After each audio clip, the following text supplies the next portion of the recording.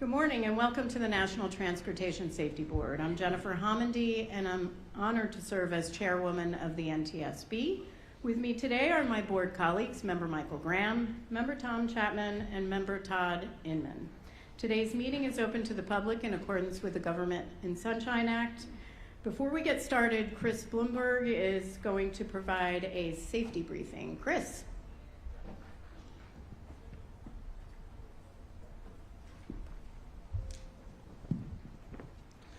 Good morning. My name is Chris Blumberg. Welcome to the NTSB boardroom. I would like to share a safety briefing before we get started with today's meeting. If you have not already done so, please silence your electronic devices. Restrooms are in the lobby to the left as you exit the boardroom. In the event of an emergency, our on-site Federal Protective Service security officers have been designated to perform the following emergency response roles. They will call 911 and meet emergency personnel to guide them to the location of the emergency. They will retrieve and operate fire extinguishers. Our fire extinguishers in this facility are located near all exits. 2 behind the dais down the stairs, 2 at the back of the boardroom where you entered, and 1 by the security area in the lobby. Finally, in the event of a medical emergency, security officers will retrieve and operate our on-site defibrillator, perform CPR, and provide other life-saving first aid until responders arrive. The defibrillator is just outside the doors in front of me, outside the lobby, and our first aid kit is in conference room A, the closest room to the security area in the lobby. If there is a need to evacuate for any reason, please follow NTSB staff to the exit route, which is either to the rear of the auditorium or back through the lobby. Please walk, don't run. You'll be directed to the rally point once you exit the building. Please remain there and do not return until instructed to do so. The accessible emergency exit is through the lobby and left through the garage. NTSB staff will direct anyone needing assistance. Lastly, I'd like to remind everyone that each of us has a vital role to play in any emergency. If you see something concerning or suspicious, notify one of our NTSB staff or security right away. Thank you. Thank you very much, Chris. On January 5th, 2024, at about 5:13 p.m. Pacific Standard Time, Alaska Airlines Flight 1282, a Boeing 737-9 airplane, experienced an in-flight separation of the left mid-exit door plug and rapid depressurization during climb after takeoff from the Portland International Airport. 1 flight attendant and 7 passengers received minor injuries. The captain, the first officer, 3 flight attendants, and 164 passengers were uninjured, and the airplane sustained substantial damage. I know I speak for the entire agency when I say how tremendously grateful we are that no one lost their life or was seriously injured in this accident. At the same time, I cannot overstate the seriousness of this event, which jeopardized the lives of all 177 souls on board and perhaps countless others on the ground. I was the board member on scene for this accident. I walked through the aircraft with our investigators and saw the damage up close. And I spoke with a few of the flight attendants in the aftermath of what was clearly a terrifying event. Frankly, it's nothing short of a miracle that no one died or sustained serious physical injuries. But as with any tragedy we investigate, there are injuries we can't see. Injuries that can have a profound impact on people's lives and livelihoods. There's no doubt that Alaska Airlines as a whole, from its top executives to its safety leadership and those on the front line, the flight attendants who I spoke with on my flight home, were shaken, devastated. Alaska Airlines was the first airline to implement a safety management system, so it's not surprising they have a strong safety record. I want to commend the entire Alaska Airlines team for working with us throughout this investigation, particularly Max Tidwell and his safety team. For those in the room, Elias Contanas from our Transportation Disaster Assistance Division right here is here and will be here throughout the entire board meeting to provide support to anyone who may need it. I firmly believe there's one reason Flight 1282 averted catastrophe, and one reason only: the crew. The actions of the captain, the first officer, 4 flight attendants, and air traffic controllers on duty that day were nothing short of heroic. While climbing through about 14,830 feet, the cabin pressure dropped and the cabin altitude warning activated, followed 1 second later by the master caution alert. According to the captain, he heard a loud bang, his ears popped, his head was pushed forward, and his headset was pushed nearly off. The first officer's ears popped, and simultaneously the flight deck door blew open, and her headset blew off. The captain and first officer immediately retrieved their emergency oxygen masks and put them on as they were trained to do. The first officer could see in her peripheral view through the open flight deck door that the cabin oxygen mask had dropped. She later saw the hand of a flight attendant shut the flight deck door.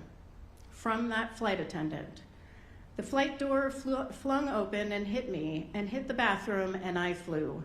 All I could think about was trying to close the door. I wasn't buckled in, but I had them around my arm, so I was at least attached to the airplane. And I remember trying to close it, and my upper back hurt so bad with all my might trying to close that flight deck door, I even used my feet. I was trying to kick it closed, and it would not close. Back on the flight deck, the captain asked the first officer to declare an emergency with air traffic control and request a lower altitude. According to the first officer, she used the audio control panel to select the overhead speaker, turned up the volume, and contacted air traffic control to declare an emergency. Both pilots said it was very loud, making it difficult for them to hear each other and the air traffic controller. Communications issues persisted throughout the remainder of the flight. In fact, the first officer said at one point she and the captain had to communicate using hand signals and by yelling to each other. The first officer pushed the altitude warning horn cutout switch to stop the continuous audible warning. She reached to the top of the glare shield panel to retrieve the quick reference checklist from its holder, but it wasn't there. She later found it behind her seat. The captain grabbed the quick reference handbook, and the first officer used it to start going through their emergency procedures. At some point, the captain said he heard the flight attendants over the cabin interphone talking about a hole in the cabin, and he tried to communicate with them multiple times to no avail. He wasn't sure whether they were okay and whether they could even hear them. Meanwhile, the flight attendants were trying to communicate with the pilots, but the noise was so loud in the cabin that they didn't know whether the pilots answered or if they were even okay. The pilots had no idea what was happening in the cabin, and the flight attendants had no idea what was happening on the flight deck. To quote the captain, it was an explosive experience. The first officer said it was chaos. Back in the cabin, the flight attendant saw 5 empty seats next to a gaping hole in row 26 and believed multiple passengers had been lost. From an interview, I look down the aisle and I see the mom of the child by the window. The mom was on the floor just screaming, like agony, and she was shaking.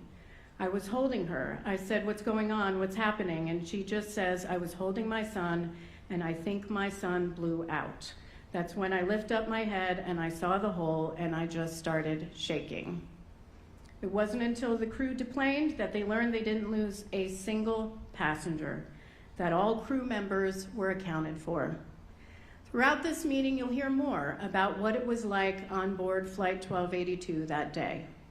I think what's most inspiring to me, and I would imagine this entire board, is amidst absolute chaos, and I imagine fear, the crew members were laser focused on the safety of their passengers.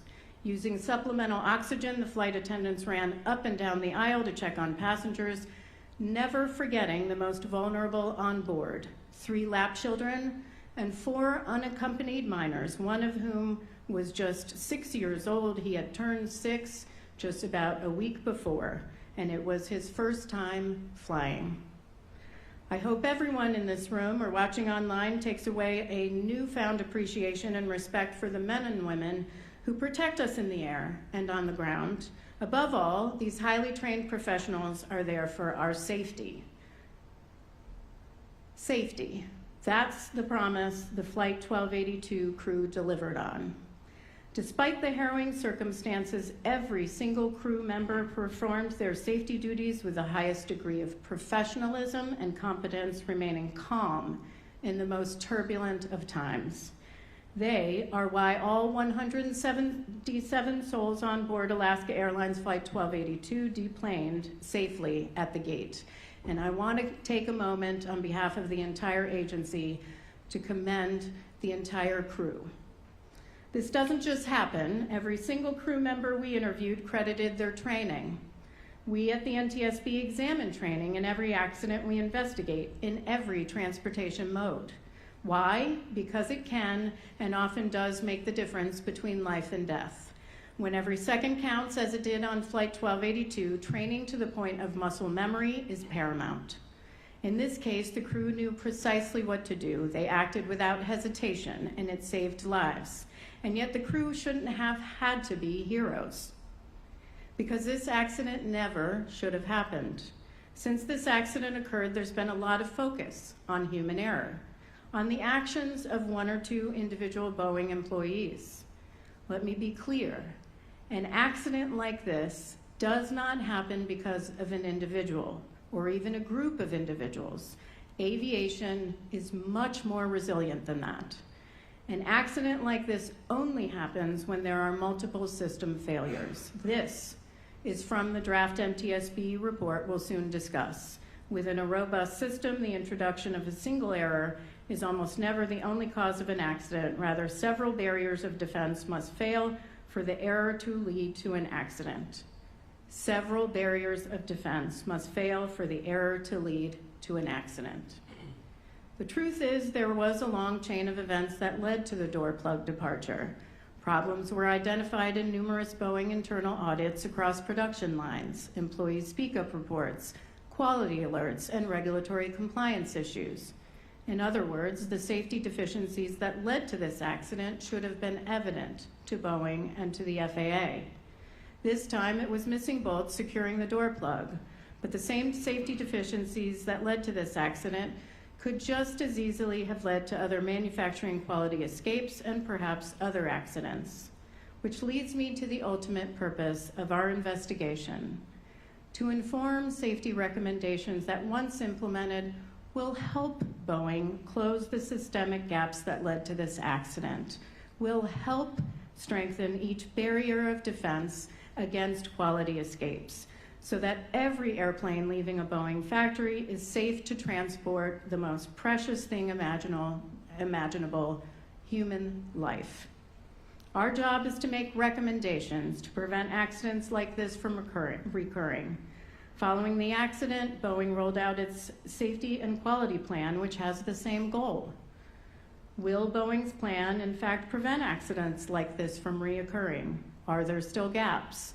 We discussed some of those gaps at the hearing last August, including the need for continued development of Boeing's safety management system and improved safety culture, which they themselves recognize and have done a lot of work on. How do Boeing and FAA know the key performance indicators to measure the health of Boeing's production lines are the right ones for safety? Before the accident, multiple tiers of Boeing leadership routinely assessed quality control metrics, such as non-conformances, quality escapes, and regulatory compliance issues. What has changed? Are the processes they developed since the accident going to prevent, or at a minimum detect, the next manufacturing issue before the airplane leaves the factory, before there's an accident? I do want to commend and thank Kelly Ortberg for his safety leadership. He has made himself the accountable safety executive, and he has done a lot of work at Boeing since this accident. We've had several great discussions focused on safety since he came on board. He has a lot of work cut out for him, a lot of challenges to address, and that is going to take time. I visited Boeing and Spirit Aerosystems, my colleagues did as well, just a few weeks ago, to see some of the changes they've made since this accident occurred. I'm thankful for their progress, but you'll hear today that more can and should be done. When it comes to safety, the NTSB sets a high bar. We've been unequivocal when it comes to demanding excellence in transportation safety and demanding excellence from Boeing. Lives depend on it. Boeing is a cornerstone of American aviation. It is a pillar of American manufacturing, supporting more than 170,000 direct jobs and an estimated 1.6 million indirect jobs around the globe. I believe Boeing, Spirit, and the FAA will take the lessons learned from this accident to heart and again become a world leader on aviation safety. Please know that I, all the board members, the entire team at NTSB are here as a resource, not to help you meet the high expectations that we all have for you, but to actually exceed them. With that said, this isn't all on Boeing or Spirit. I have lots of questions about where FAA was during all of this. The FAA is the absolute last barrier of defense when it comes to ensuring aviation safety, protecting the more than 1 billion passengers and crew members who fly on U.S. and foreign airlines annually. Appropriate oversight of those they are charged with regulating is critical, and I'm hopeful that with new leadership at DOT and at FAA, that will occur. I believe firmly that change brings about new opportunities for much needed reform and a renewed commitment to safety, something we've seen from Secretary Duffy since day one. Let's now turn to today's meeting. I want to recognize our Managing Director, Dana Schultz, who will introduce the NTSB team participating in today's meeting. Good morning, Ms. Schultz. Thank you, and good morning, Chairwoman Hamady and members of the board. My only administrative announcement this morning is for meeting participants to silence their electronic devices at this time. I'll now introduce staff for today's meeting. Unless otherwise noted, staff are from the Office of Aviation Safety. In the front row to my right, Tim LeBaron, Director, Office of Aviation Safety, Doug Brazy, Investigator in Charge, Pacholo Cruz, Manufacturing Records, Nils Johnson, Manufacturing Records, and Dr. Sabrina Woods, Human Performance. In the second row, directly behind me from left to right, Jen Adler, Director, Office of Safety Recommendations and Communications, Tom McMurray, General Counsel, Mike Badinsky, Acting Director, Office of Research and Engineering, Kathy Strong, Report Writer, Captain Star Blum, Operational Factors, and Crookshanks, Structures. And in the third row, behind me from left to right, Jonathan Hsu, Flight Data Recorder and Visuals from the Office of Research and Engineering, Kyle Garner, Cockpit Voice Recorder, Flight Data Recorder, and Timer, Office of Research and Engineering, Dr. Matthew Fox, Materials, also from the Office of Research and Engineering, Ms. Emily Gibson for Cabin Safety, Adam Hurray for Systems, and Mr. Nathan Hoyt, Safety Recommendations in the Office of Safety Recommendations and Communications. The presentations will begin with an investigation overview by the investigator in charge, Doug Brazy. Doug? Thank you, Dana. Good morning, everyone. As the chairwoman mentioned, on January 5, 2024, Alaska Airlines Flight 1282 departed Portland International Airport, Portland, Oregon, destined for Ontario, California. At 5:13 p.m., about 6 minutes after takeoff, the left mid-exit door, or MED plug, opened and departed the airplane, which resulted in a rapid depressurization. While climbing through 14,830 feet, the captain recalled there was a loud bang, and the flight deck door was blown open due to the depressurization which had initiated in the cabin. Both flight crew immediately donned their oxygen masks. They recalled it was very noisy and very difficult to communicate, both among themselves and with cabin crew. They immediately contacted air traffic control and began executing emergency procedures. Meanwhile, in the cabin, the emergency oxygen masks deployed, the cabin crew performed their safety functions and other duties, which included closing the flight deck door, donning oxygen masks so that they could assist passengers, attempting to communicate with the flight crew, but it was so loud they could not hear a response. Assessing the condition in the cabin, issuing instructions, and performing appropriate individual checks on passengers such as the unaccompanied minors.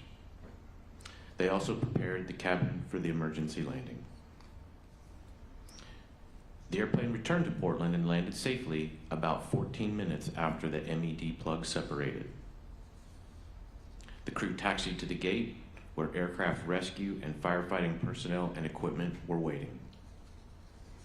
A hole in the fuselage was located near rows 25 and 26 where the MED plug had been. The left MED plug was later recovered from a neighborhood backyard. The MED plug is a customer option used in place of an emergency that do not require additional exits. It weighs less than an exit door, is less complex, and requires less maintenance. It does not have any handles, and it is not opened or closed during flight operations, nor is it normally opened during the remainder of production. However, the left MED plug on this airplane was opened during the final assembly in Renton to allow access to an area that needed rework to rivets located in the fuselage. Although photographs and witness marks showed that the MED plug's 4 retaining bolts had been previously installed, when the airplane left the Renton facility, those bolts were missing. This slide shows the MED plug and some of its associated hardware. The left image shows a view of the interior side, and the right image shows the exterior side. Next, I'd like to show a video of an exemplar MED plug as it is being installed. It shows a technician as he is tightening 3 of the 4 MED plug bolts.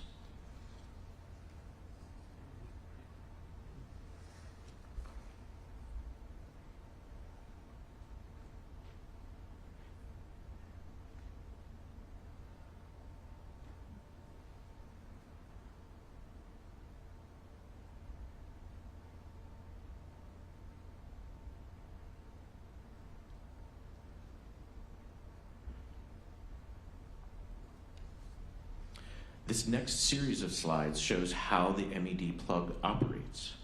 In order for the MED plug to open, as it did in the accident or for maintenance, with the 4 bolts removed, it must first move upward and then rotate outboard on its hinges. The purpose of the bolts that were missing are to prevent the MED plug from moving upwards. This diagram is an edge view of selected hardware mounted on the forward side of the MED plug and on the fuselage edge frame. The 2 bolts that should have been installed on this side of the plug are depicted in white. An identical pair of bolts on the aft side, not depicted, were also missing.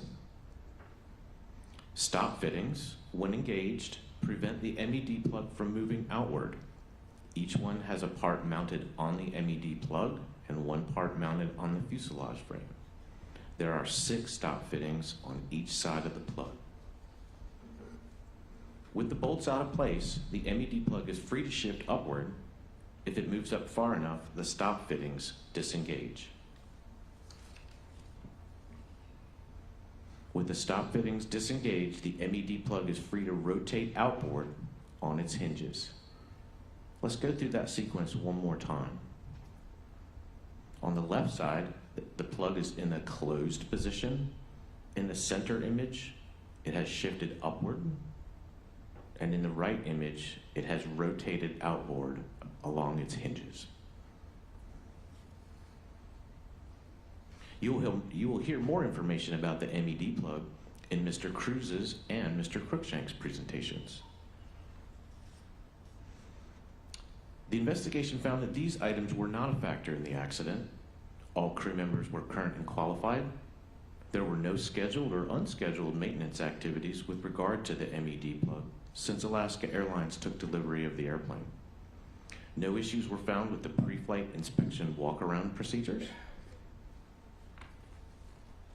And the cabin pressurization system, including its auto-fail indications that occurred on previous flights, did not contribute to the accident and was not symptomatic of a problem with the MED plug. The investigation found several safety issues, including Boeing's documentation, specifically the lack of critical removal documentation or records for the non-routine MED plug work performed during production. A key Boeing business process instructions for parts removals was overly complex and had a history of compliance issues, including unauthorized removal of items. Inadequate training of personnel and ineffective change management strategies in response to a decrease in workforce experience. Incomplete closure of the MED plug without the 4 bolts. Boeing's ineffective corrective actions in response to the history of compliance issues and the FAA's ineffective oversight. Inadequate quality escape mitigation efforts which focused on components or product conformance should also have strategies to address the actions of people performing tasks and mitigate potential human errors. In addition to those manufacturing-related safety issues, we also found a need for review of portable oxygen bottle use design standards, flight deck door operation description in flight crew manuals, additional flight crew training with differing oxygen systems. We are also concerned about procedures and technology to preserve cockpit voice recorder audio, and the potential injury for lap-held children during a rapid depressurization. I will discuss some of these issues now. The remainder will be covered by my colleagues in their presentations. The MED plug had shifted upward over time during previous flight cycles, as evidenced by a series of parallel dust and dirt witness marks along the section of its seal contact area on the fuselage. This displacement was too small to be seen by the flight crew from the ground during pre-flight walk-around inspections. The MED plug is not visible from inside the cabin except for its window. It's hidden behind interior panels. 2 of the 4 portable oxygen bottles were used in flight. One flight attendant was unable to open the packaging without improvising a tool, her identification badge, to puncture it. This flight attendant also had trouble uncoiling the tube and donning the mask, choosing instead to hold the mask over her mouth rather than secure it. Although this particular mask, a plastic bag with exhalation holes, a metal nose strap, and an elastic head strap, met FAA design standards, the difficulties the flight attendant encountered using them suggest that the standards, the mask design, or both do not adequately consider the ease of use.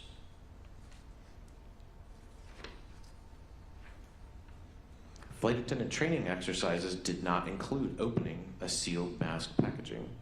The mask type shown here and used during the accident is one of 2 common mask types. The ability for the crew to don masks quickly during an emergency is a safety issue. Staff has proposed one recommendation in this area. The potential risk to lap-held children during a rapid depressurization, severe turbulence, or loss of control is a safety issue. The NTSB has a long-standing history of interest in the safety of lap-held children on board airplanes. For more than 3 decades, we have recommended that the FAA require the use of a child restraint system appropriate to the child's size and weight. However, in response to these recommendations, the FAA has consistently declined to mandate child restraint systems usage for children under the age of 2. Staff has proposed to reiterate recommendations in this area.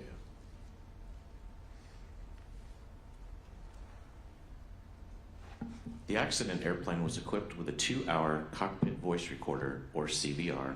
According to Alaska Airlines Flight Operations Manual, flight crews involved in an accident or incident were required, if possible, to pull the CVR circuit breaker as soon as the airplane was secured in order to preserve the audio.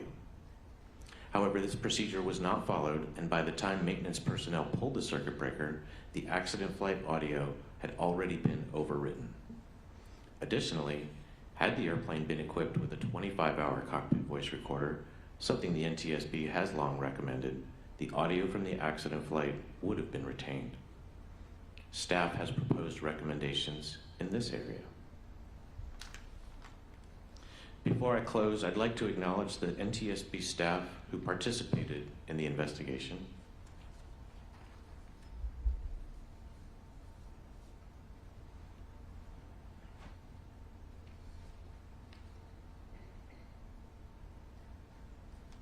and also the parties to the investigation.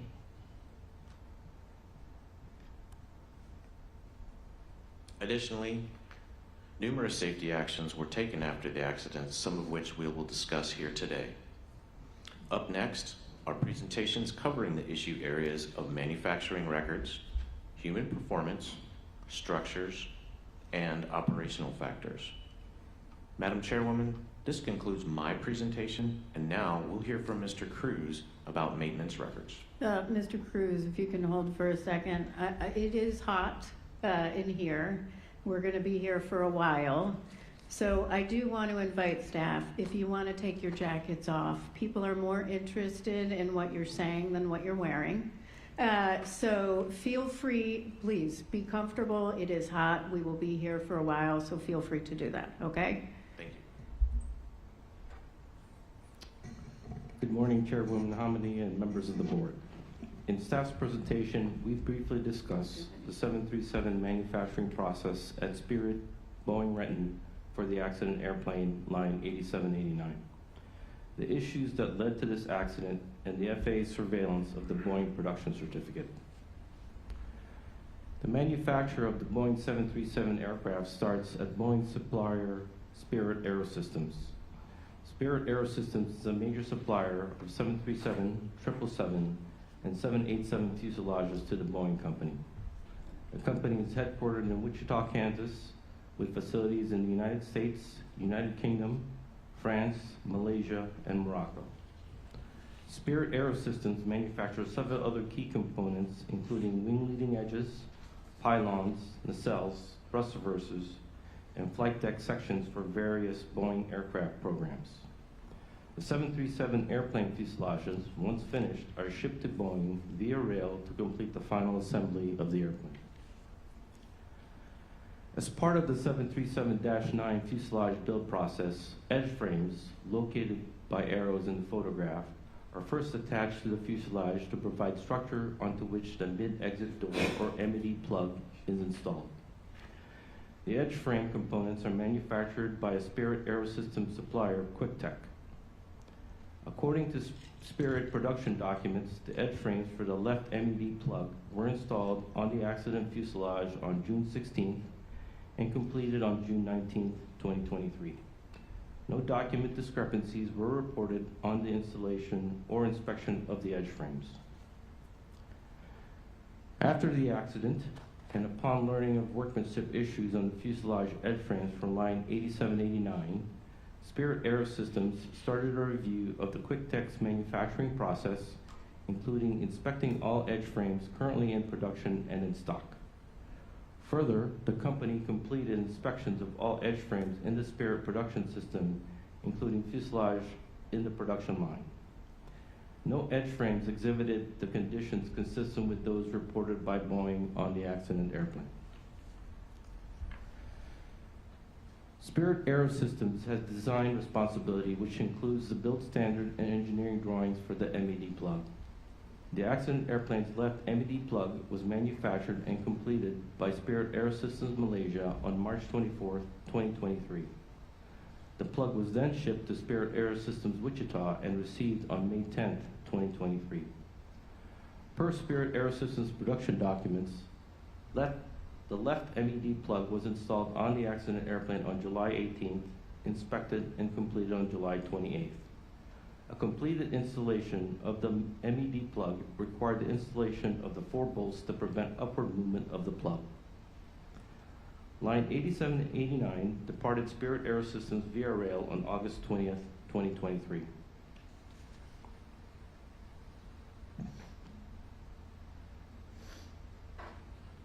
In the Boeing 737-9 manufacturing build process, there are 10 factory positions referred to as flow days. A simplified version of each flow day can be seen in the graphic. Work scopes associated with the MED plugs, circled in yellow, were accomplished on flow days 1 through 3, 7, and 9.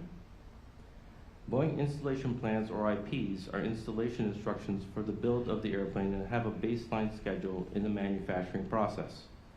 Non-conformance records, or NCRs, are documents that record discrepancy conditions that can be corrected and meet engineering design. The NCRs are dispositioned with work instruction documents called nonconformance orders, or NCOs. NCRs and their associate NCOs are not pre-planned work and therefore do not have scheduled flow days like IPs. During the investigation, staff heard the term traveled work. According to Boeing, there are two types of traveled work. First, where the built article travels from a supplier to Boeing with open work, and second, when the built article moves from flow day to flow day within the factory without the scheduled work being completed. Boeing expects an NCR will be completed on the same flow day it was generated. When this does not occur, Boeing considers this traveled work. According to Spirit Aerosystems documentation, line 8789 did not have a supplier traveled work when it was shipped from Spirit Aerosystems to Boeing Renton.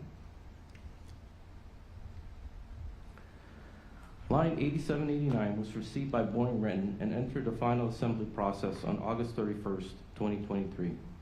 On September 1st, 2023, during quality inspection of the fuselage per the IP, Boeing inspectors identified and wrote up discrepancies on 5 rivet locations shown in the photograph on the forward edge frame common to the left MED plug. Boeing inspectors cited that the 5 rivets were not installed properly and needed replacement per Boeing specifications. Spirit Aerosystems manufacturing personnel stationed in Renton were tasked to replace the 5 rivets. To replace the 5 rivets, the left MED plug would need to be opened to gain access. According to Boeing procedures, Spirit Aerosystems manufacturing personnel were not allowed to open previously completed installations on the airplane. Therefore, it would be Boeing's responsibility to provide access to the edge frame. To access the edge frame rivets, Boeing manufacturing door personnel would need to open the left MED plug, which required the removal of the 4 bolts to prevent upward movement of the plug. Once the rivets were replaced by Spirit Aerosystems personnel, Boeing Quality Assurance would inspect the work, and again, Boeing manufacturing door personnel would be responsible for closing the plug and installing the previously removed hardware. The NCR and the NCO to replace the 5 rivets were signed off on September 19th, 2023. Additionally, staff reviewed the IPs, NCR, NCO, and related process documents for the area around the left MED plug on line 8789. Flow days 1 through 3 have scheduled work to accomplish IPs OK to install blankets and install blankets. IP OK to install blankets contains steps to inspect the entire installation area for workmanship discrepancies. IP install blankets contains steps to install blankets for the left aft portion of the fuselage, which included the area around the left MED plug. As previously discussed, during the accomplishment of IP OK to install blankets, Boeing Quality identified and initiated NCR documentation to replacement of the 5 rivets. The NCR rework was linked to the IP prevention and IP for being closed, preventing the IP to be being closed. Each operation step in this IP should have been short-stamped. A short stamp is an application of the stamp in the paperwork indicating further work needed to be accomplished. With the paperwork short stamped and the NCR work completed on September 19th, Boeing manufacturing personnel would have had to re-accomplish all work common to the left MED plug area. Staff identified inconsistent application of the short stamp process on IP documents in the work area common to the left MED plug on line 8789. IP documentation such as the installation of the left interior sidewall panels were properly short stamped to complete the sidewall installation. Other IPs, including OK to install blankets and install blankets, were improperly short stamped or completely signed off. Staff has opposed a recommendation in this area. Per Boeing's Business Process Instructions, or BPI, titled Perform Part or Assembly Removal, opening and closing of the MED plug would have required a removal document to be initiated. After an extensive search, Boeing and the investigative group determined when work associated with the replacement of the 5 rivets were performed, no removal documentation was created as required by Boeing procedures. Why is this important in this accident? a removal document would have provided pertinent information related to the opening, removing, partially removing, loosening, or disassembling a previously installed and accepted component, part, or assembly. A removal document also ensures that disturbed installations are restored and re-inspected by Boeing Quality Assurance. The failure to generate a removal document on line 8789 resulted in an incomplete left MED plug installation in which the 4 bolts to prevent upward movement of the plug were not reinstalled. Due to the lack of the removal document, the investigative group narrowed the time frame from when the left MED plug was opened and closed during the rework process. A timeline was developed for a variety of sources, including interviews and written statements from manufacturing personnel, shipside action tracker, aircraft build records, Boeing communications, airplane entry and exit records, and photographs from both Spirit and Boeing employees. According to Boeing documents, the rework to replace the rivets on the left MED plug started on September 18, 2023. The timeline showed that the left MED plug was still in the closed position on September 18th until about 7:58 a.m. Investigators could not determine the status of the MED plug between 7:59 a.m. to 10:52 a.m. The evidence showed that from September 18th at 10:53 a.m. to September 19th at 5:09 p.m., the MED plug was open. On September 19th, from 5:10 p.m. to 6:38 p.m., investigators could not determine the status of the MED plug. Photographic evidence showed that on September 19th at 6:39 p.m., the left MED plug was in the closed position. The lack of removal documentation for the work led staff to further review BPI performed part or assembly removal. This BPI was applicable to not only the 737 production line, but also the rest of Boeing's commercial product lines. The review of the BPI revealed 11 notable revisions to the document from 2013 through 2023. During the same period, multiple quality alerts were sent to personnel to reinforce the BPI. Additionally, from 2018 to 2023, there were 16 regulatory compliance issues cited by Boeing internal audits and the FAA. In each of these cases, Boeing had initiated safety risk management activities using the Boeing problem-solving model to identify the root cause and potential changes to the process. It was evident to staff that past safety risk management processes regarding this issue were ineffective due to the repetitive findings for this BPI. Staff has proposed recommendations in this area. As part of the investigation, staff conducted a review of the FAA surveillance of the Boeing production certificate. Each year, the FAA develops a certificate management plan to assist the principal inspectors in planning and tracking the performance of ongoing certificate management responsibilities. A risk-based resource targeting assessment tool was used to assign risk to production holders according to the likelihood that it would produce non-conforming products, articles, or parts. FAA management then developed a certificate management plan for each inspector using the Aircraft Certification Audit Information System. Interviews with the FAA inspectors revealed they were unaware how risks were assessed to determine what additional relevant audits were required in the surveillance of the Boeing certificate.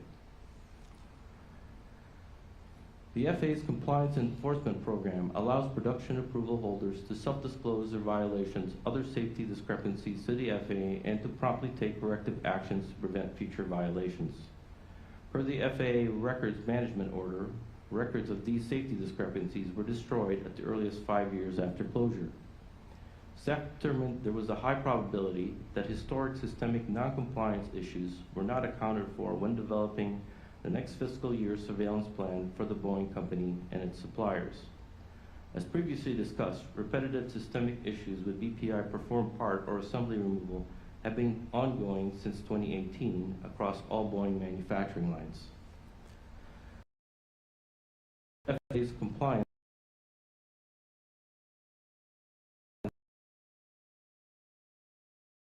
effective in identifying repetitive and systemic discrepancies and nonconformance in the Boeing production system. Staff has proposed a recommendation in this area. This concludes my presentation, and Dr. Woods will now discuss seaman performance issues in this accident.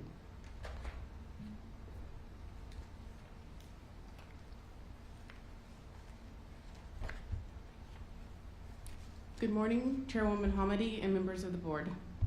I plan to briefly discuss Boeing 737 manufacturing personnel experience levels, door manufacturing personnel at the Renton factory, door technician training, and Boeing quality and safety management systems specific to the accident airplane. In 2018 and 2019, following two 737-8 MAX accidents, a decrease in 737 production necessitated the reallocation of personnel and effectively halted hiring. The subsequent global pandemic saw the loss of even more production personnel, particularly among those who were retirement eligible. In 2022, when Boeing sought to increase production back to pre-2018 levels, they also increased hiring. Many of the personnel that were hired came from non-manufacturing sources, resulted in Boeing having a production workforce that had less manufacturing experience than before. Boeing did not conduct a change management or risk assessment on the changes in the workforce, and therefore missed the opportunity to identify the risk associated with having a relatively inexperienced production workforce prior to their introduction to the factory floor. At the time the accident aircraft was in production, 737 door manufacturing personnel at the Renton factory consisted of 1 manager and 24 technicians. The technicians were typically divided into 2 teams named the door crew and door masters. All door personnel typically worked first shift Monday through Friday. Door crew would typically work flow days 1, 2, and 3, while door masters typically worked flow days 7, 9, 10, and the ramp areas. All door technicians, regardless of assigned team, were responsible for functional and operational checks and troubleshooting for all door systems. Staff reviewed Boeing's training program specific to the door personnel. All newly hired production employees were required to attend and pass a proficiency check for their initial foundational training before going on to their job series specific on-the-job or OJT training. At the time the accident aircraft was in production, Boeing did not require a task list, grading structure, or training documentation for the OJT. The OJT program often relied upon the expertise of the more experienced to train the less experienced. For door manufacturing personnel, OJT would have focused on performing routine tasks required for every build. Non-routine tasks, such as the removal of an MED plug, did not offer many opportunities for training due to the task's rare occurrence. During the window the left MED plug was determined to have been opened, there were 4 door personnel identified as having worked on the accident fuselage. All 4 had less than 2 years of experience working 737 door systems. Staff has proposed recommendations in this area. Quality management sets the standards by which a part or component is to meet its regulatory certification requirements and the needs of the customer. According to their quality manual, Boeing's quality management system was the organizational structure, processes, procedures, records, and resources needed to integrate, document, implement, and maintain the various components of an effective business system.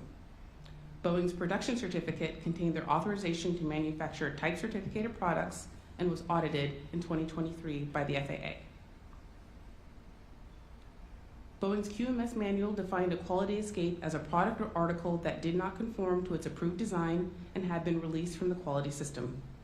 The quality escape section of Boeing's QMS described how to identify, control, document, and disposition a product that did not conform to specifications, regardless of whether the non-conforming product or service was generated internally, received from an external provider, or identified by the customer. However, the manual did not specifically address escapes that were the direct result of human error, nor did it provide guidance for human factors analyses. Staff has proposed a recommendation in this area. A safety management system is a systematic, proactive approach to managing safety risks within an organization. At the time of the accident airplane's production, there was no regulatory requirement for Boeing to have an SMS. However, in December 2015, the FAA had required Boeing to create an SMS as part of a settlement agreement developed to address multiple alleged quality and certification lapses. In December 2020, the FAA accepted Boeing's Voluntary Safety Management System, or VSMS, and it became operational in June 2021. According to Boeing's VSMS manual, the program's goal was to identify, assess, and control hazards and mitigate risks based on a thorough understanding of the systems, processes, human factors, and operating environment. On April 26, 2024, the FAA published its final rule requiring production certificate holders to implement a regulatory SMS. The rule became effective May 28, 2024, with most organizations, to include Boeing, required to comply within 36 months. An SMS is composed of 4 pillars: safety policy, safety risk management, safety assurance, and safety promotion. At the time of the accident, Boeing had not yet fully implemented its VSMS to the Boeing 737 production level, but was working to integrate SMS principles into its QMS while awaiting the FAA's final rule regarding SMS for manufacturing. This integration included having identified the need for and commencing 2 different safety risk management assessments on technician training and the ongoing issues with the removal process, respectively. The SRMs had not yet concluded at the time the accident occurred. After the accident, and in response to a request from the FAA, Boeing developed their product safety and quality plan that identifies 6 key performance indicators of production health that would trigger future SRMs should the indicators fall outside their respective control limits. None of the factory level personnel NTSB staff interviewed were able to describe what an SMS or hazard identification was, what Boeing's safety policy dictated, nor could they define safety culture. For there to be continuous improvement at Boeing, production line personnel must recognize their shared responsibility in supporting a positive safety culture and identifying hazards and risks.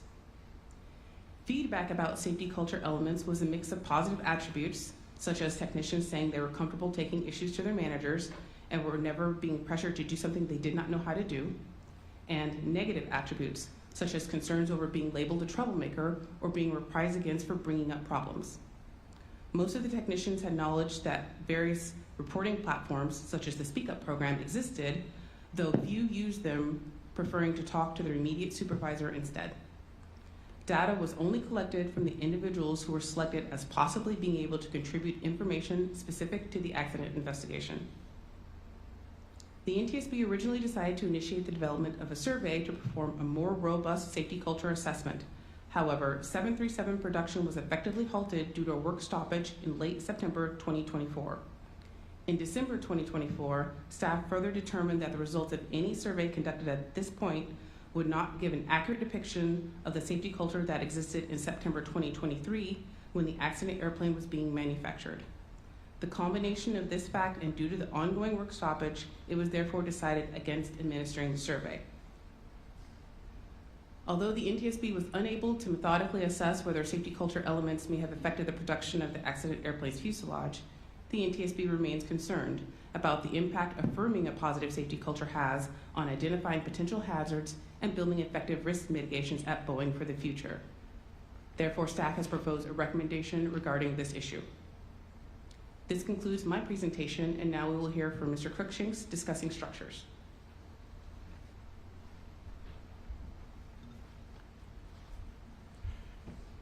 Good morning, Chairwoman Hamady and members of the board. My presentation will discuss the airworthiness directive issued by the FAA after the accident and post-accident changes to prevent future mid-exit door plug departures. Immediately after the accident, on January 6, 2024, the FAA issued an emergency airworthiness directive that prohibited further flight of all Boeing 737-9 airplanes equipped with MED plugs until those plugs could be inspected and any discrepancies corrected. Results from the inspections showed that all airplanes inspected had plugs that were correctly engaged with the stop fittings, and the 2 upper guide track bolts and 2 vertical movement arrestor bolts were installed.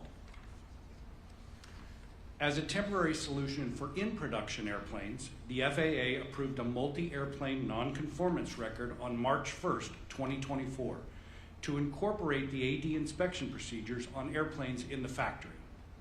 At the completion of the inspection, an entry was made in the logbook to document compliance with the AD. As a permanent solution, on November 4th, 2024, the FAA approved 2 Boeing installation plans, or IPs, one each for the left and right MED plugs. The IPs added an inspection procedure in the factory to ensure that the 2 upper guide track bolts and 2 vertical movement arrestor bolts were installed properly. Incorporation of the IPs on the production line complies with the AD and becomes part of the type design of each airplane. Since the accident, Boeing and Spirit Aerosystems have developed a design enhancement for installation on all MED plugs. The design enhancement adds a secondary retention device to the forward and aft sides of the plug below the 3rd stop fitting from the top at locations 1 and 2. The hammer-shaped secondary retention devices must be rotated into position when completing the installation of the plug and would engage with the fuselage stop fittings, preventing vertical translation of the plug. The design of the retention devices would prevent installation of the cabin sidewall panels unless the devices were properly engaged. Additionally, lanyards would be installed on the 2 upper guide track bolts at locations 3 and 4 and the 2 vertical movement arrestor bolts at locations 5 and 6 to permanently secure the bolts to the plug. The bolts with lanyards will provide a visual indication that they are not installed. As of June 2025, the engineering for the design enhancement has been completed, and Boeing and Spirit are continuing certification planning and compliance work that includes notification to the FAA. Once the enhancement is certified, Boeing has stated that they will be installed on all new production airplanes in the factory, and a service bulletin will be issued to retrofit the fleet. Staff have proposed recommendations in this area. This concludes my presentation. Next, Captain Blum will discuss operational factors.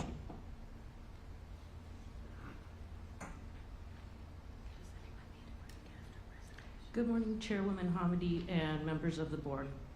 My presentation will discuss aspects of operational factors that affected this accident, including flight crew performance, differences in the audio control panel, flight crew training, and Alaska Airlines post-accident safety changes.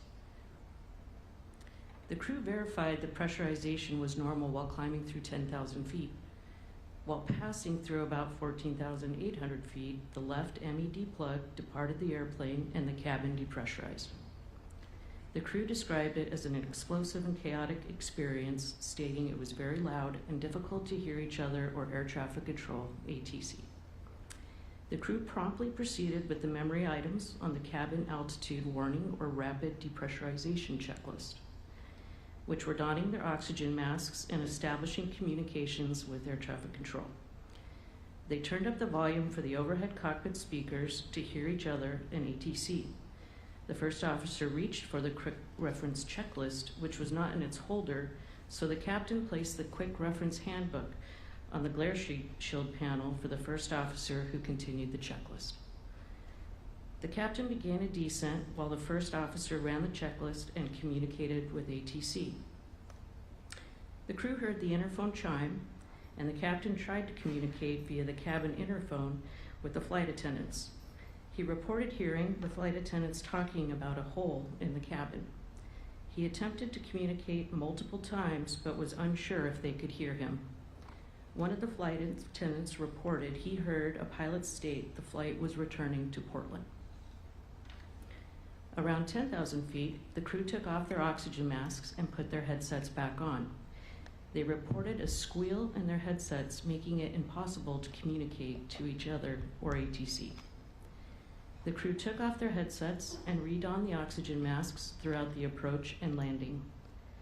The flight crew's response to the emergency was timely, and they landed the airplane uneventfully and safely. Pilots receive hands-on emergency equipment training for the 737-9, -8, and NGs during continuing qualification simulator events every other year. This picture shows the two types of oxygen stowage boxes and oxygen masks in the mock-up trainer located in the simulator facility. The top oxygen stowage mask box, circled in blue, is the one present on the 737-9. In the 737-9, when a pilot pulls the mask out of the stowage box, the oxygen mask microphone is enabled automatically. To reestablish communications with the headset after taking the oxygen mask off, the right door on the stowage box must be closed to stop the flow of oxygen, and the test reset switch, circled in yellow, must be pressed to disable the mask microphone and enables the headset boom microphone. In the Boeing 737NG, there is a mask boom switch, circled in yellow, on the audio control panel to enable either the oxygen mask microphone or the headset microphone. This switch is not present on the 737-9 audio control panel shown on the left. The crew did not shut the right door or depress the test reset switch after removing their oxygen masks. The crew said they instinctively reached for the mask boom switch. Both pilots had more flight time in the NG than the 737-9. Both crew members had one rapid depressurization training event in the simulator during initial training, which was 17 years prior for the captain and 3 years prior for the first officer. When the 737-9 was first delivered to Alaska Airlines, each pilot completed a computer-based training module on oxygen mask systems and communication differences from the NG. As mentioned earlier, pilots receive hands-on emergency training every other year during the continuing qualification simulator evaluation. The captain had the hands-on training 9 months prior, and the first officer 11 months prior to the accident. Staff has proposed one recommendation in this area. Since changes, they have language concerning oxygen masks and communications in their manuals. They have updated language in their manuals and checklists to remind crews, the flight operations duty officer, dispatch, and maintenance and engineering to pull the CVR and FDR circuit breakers. They have also made several training enhancements to include improved computer-based training slides, a video reenacting a rapid depressurization. They issued a bulletin to all instructors, making communications an emphasis item during training and checking events, and a 2025 simulator training event for all pilots that includes a rapid depressurization requiring reestablishing communications. This concludes my presentation. Thank you.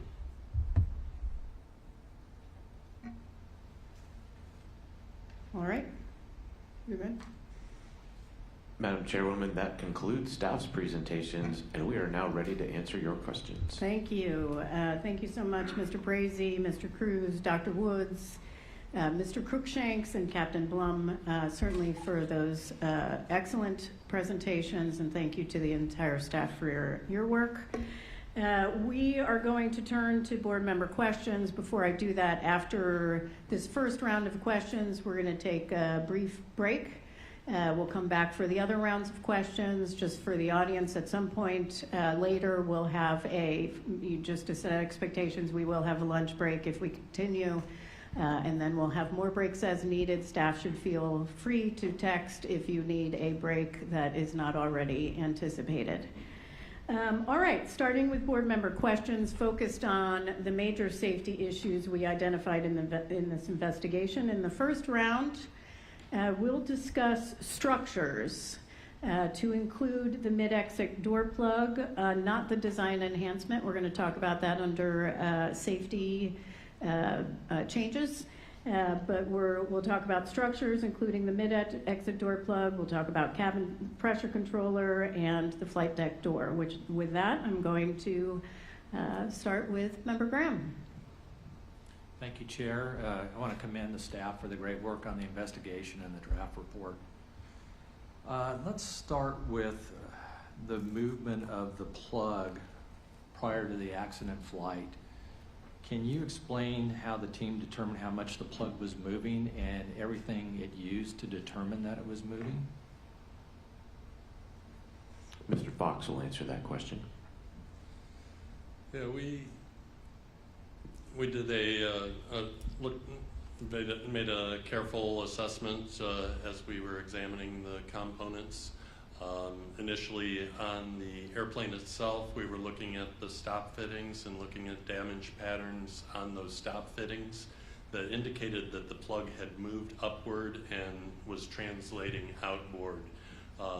And then once we found the plug, we found corresponding damage on the plug itself that made it up to that damage that we saw on the frame.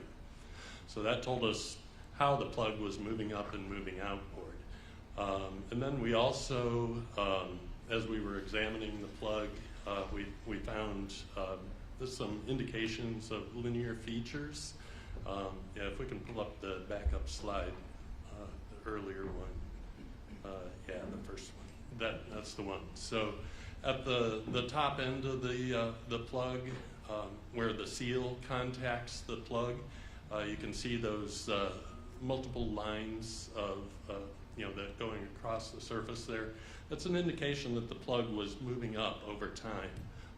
That's a combination of dirt and petroleum jelly that's used as a lubricant on the seal. And so as the plug was moving up, it'd leave a little trace of dirt at the upper edge of the seal at each of those positions as it was translating upward. So that's our indication that it was happening a little bit over time. Great, thank you for that. Was there anything we got off the quick access recorder that helped with this? We asked, excuse me. We asked Boeing to take a look at the 9 flights that were on the QAR, and they performed a dynamic loads analysis on the plug structure. We weren't really able to determine. We found a couple of flights where it may have moved, but there wasn't a real good indication of that movement over time, only because we had 9 flights. Great, thank you for that. That's great work.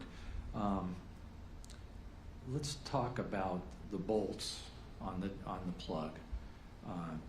It was determined that even one bolt properly installed would have prevented the mid-flight separation of the plug. Is that correct? Yeah, again, Boeing, we asked them to do an engineering evaluation of the design of the plug, and that evaluation determined that one of the vertical movement arrestor bolts on the lower part of the plug, one of them would hold it in position, or both of the upper guide track bolts would hold it in position. Okay, so why was it designed for 4 bolts then? Redundancy. Redundancy, correct. That's why we have a great safety record in aviation, because of redundancy and training. At the time of the accident, or after the accident, did we determine the AD went out? Were all the other 737s that were inspected, did they all have the bolts in place correctly? The AD showed that every airplane had the bolts installed. Some of them had an incorrect number of washers. Some of them had an incorrect torque on some of the bolts, but the bolts were installed on every other airplane. They're all installed. Do we know how many aircraft that was? Roughly? I don't recall off the top of my head. I can find that. Okay.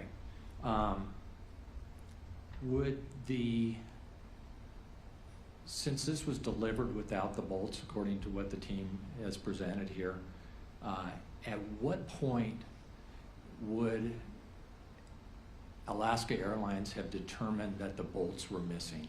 What inspection or anything else, maintenance, would they have been able to find that the bolts were missing? The maintenance program has the first inspection of the plug at 24 months and then a repeat interval of 24 months. So it would have been 2 years before they would ever open that to look at it. 2 years. Correct. Okay. Thank you, Chair. Thank you. Member Chapman? Thank you, Chair, and thanks to all of you for your outstanding work on this complicated investigation. Mr. Crookshanks, I think this one goes to you. After examining the door plug, how was it determined that the bolts were missing at the time the plug separated from the aircraft? Well, I can address that from the materials laboratory examination. We took a close look at the bolts, the holes where the bolts should be installed, and we can bring up the backup slide there. And initially on some of the bolts we saw, or around the bolt holes, we saw some indications of oily deposits on the surface mixed with dirt. Indication that there had been something installed there at one time. Like the edge, it was circular, like the edge of a washer. However, it washed right off once we applied an ethanol clean to it. And then once they were clean, the holes were pristine. There was no indication of any kind of bearing contact damage that would say that a bolt was there and broke as a result of the process. There was also no sign of any wear or indication that a bolt had been working loose over time. That was another thing that we looked for. And in the end, we had this, and maybe the next slide as well, where we have the upper guide track bolt hole, and you can see the hole's intact. There's no way a bolt could have been installed in there unless it broke or was never installed. And the condition, we looked closely under the microscopes just to make sure. We also did materials analysis to check for any kind of transfer marks or anything, material transfer to the remaining components, and there was no evidence of contact with those bolts. Thank you, that's helpful. Sort of looking at the same question, but from the opposite side, how was it determined that the bolts had in fact been installed at one point? So we had a couple things. The first thing was that there were some faint material. I would say like a greasy material that matched the outline of the washers that we'd expect to be there, and we saw that initially. And then we have the photographic evidence that once the part arrived at Renton facility, we have photos showing that, and in those photos you can see that the hardware was installed at that point. Thank you. And we were told here just in response to Member Graham's questions that fewer than 4 bolts would have been sufficient to hold the plug in place, correct? In fact, Yes. Possibly as little as 1 bolt would have been enough. Correct. And without the bolts in place, what kept the door plug in place and prevented it from separating from the fuselage sooner?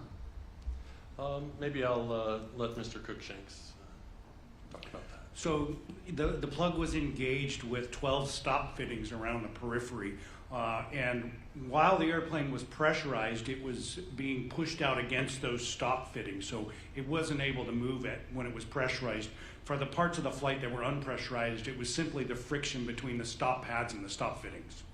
And those fittings essentially fit over each other like this. And what was happening is it was gradually moving up, and eventually it wouldn't hold it any further. Is that correct? That is correct, yeah. We saw the evidence of that in the materials lab exam and those seal marks. And we know that it moved incrementally up over time until it got to an instability point and was able to pop out of the fuselage. Great, thank you. Chair, I have one additional question in this area. I'll save that for the next round. Great, Member Inman. Great. If we could I ask the operator to bring back up slide 41 of the staff presentation? Now everybody's reaching for it. Wanted to know which one it was. This is the timeline of the MED plug.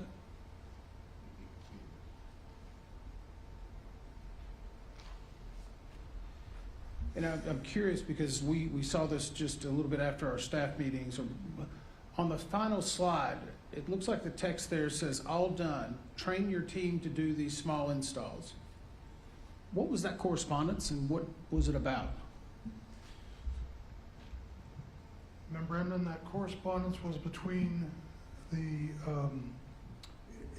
insulation manager and the interiors manager, and the interiors manager, after the plug was confirmed closed, had asked the installation manager to have some of his folks travel down to flow day 10 from flow day 1 to restore the insulation back over the MED plug. And so that correspondence was only, so what were they asking to train their team about?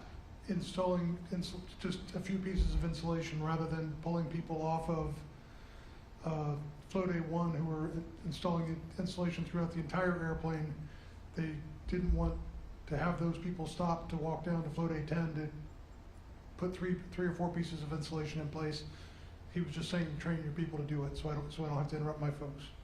Is this anything typical we found that they're I guess I'm kind of concerned. In a text message, one team is telling another team to train their people to do something. That doesn't sound like a documented process. It is not.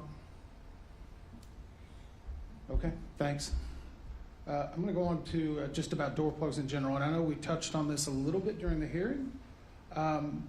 We found through this investigation that most of the Boeing personnel were unfamiliar with the process of removing and installing a MED plug. Why are we putting MED plugs into airplane fuselages?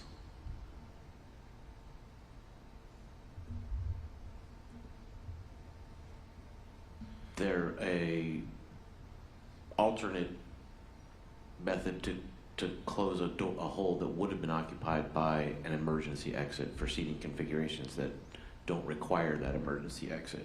And it's a customer option.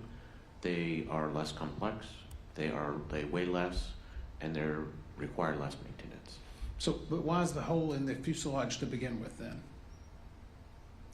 To provide an emergency exit function for airplanes with enough seats that need an additional emergency exit beyond the ones that are already functional. So is it right to assume that they're manufacturing the fuselage so that they can use a more standardized fuselage and just sell it to different customers based upon what they want? Customers can choose whether they want to have those exit doors functioning or not, and it's usually based on seating configuration, which would dictate whether or not an additional exit is required or isn't. Yeah, and it sounds like it's also in order to make sure it's still within the certification, the original certification of the plane. Does that make sense? So maybe I can help explain this. The 737-9 fuselage can be certified for several different passenger seating configurations. Once you get above a certain number, I think it's 179, you have to have additional emergency exits on the fuselage. So Alaska Airlines does not buy that option. They have a much lower seating configuration than some other airplanes. So they decided to choose the plug option, which plugs that hole, doesn't use as much weight, not as complex. There's several other airlines that also have a plug, United, Copa, Aeromexico. I guess the question is, why is it safer to manufacture one fuselage with holes in it and then plug it, or another fuselage that just has emergency exits? The fuselage itself is the same length, and so you've got to have those openings there in case you want that more dense seating configuration. It gives you an opportunity to sell more airplanes to more Correct. people. Yes. That's kind of the point I think I was getting to. Yeah. One fuselage, you can sell it as a couple of different configurations.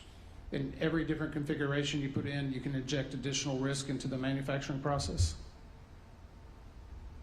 And I think we've solved that.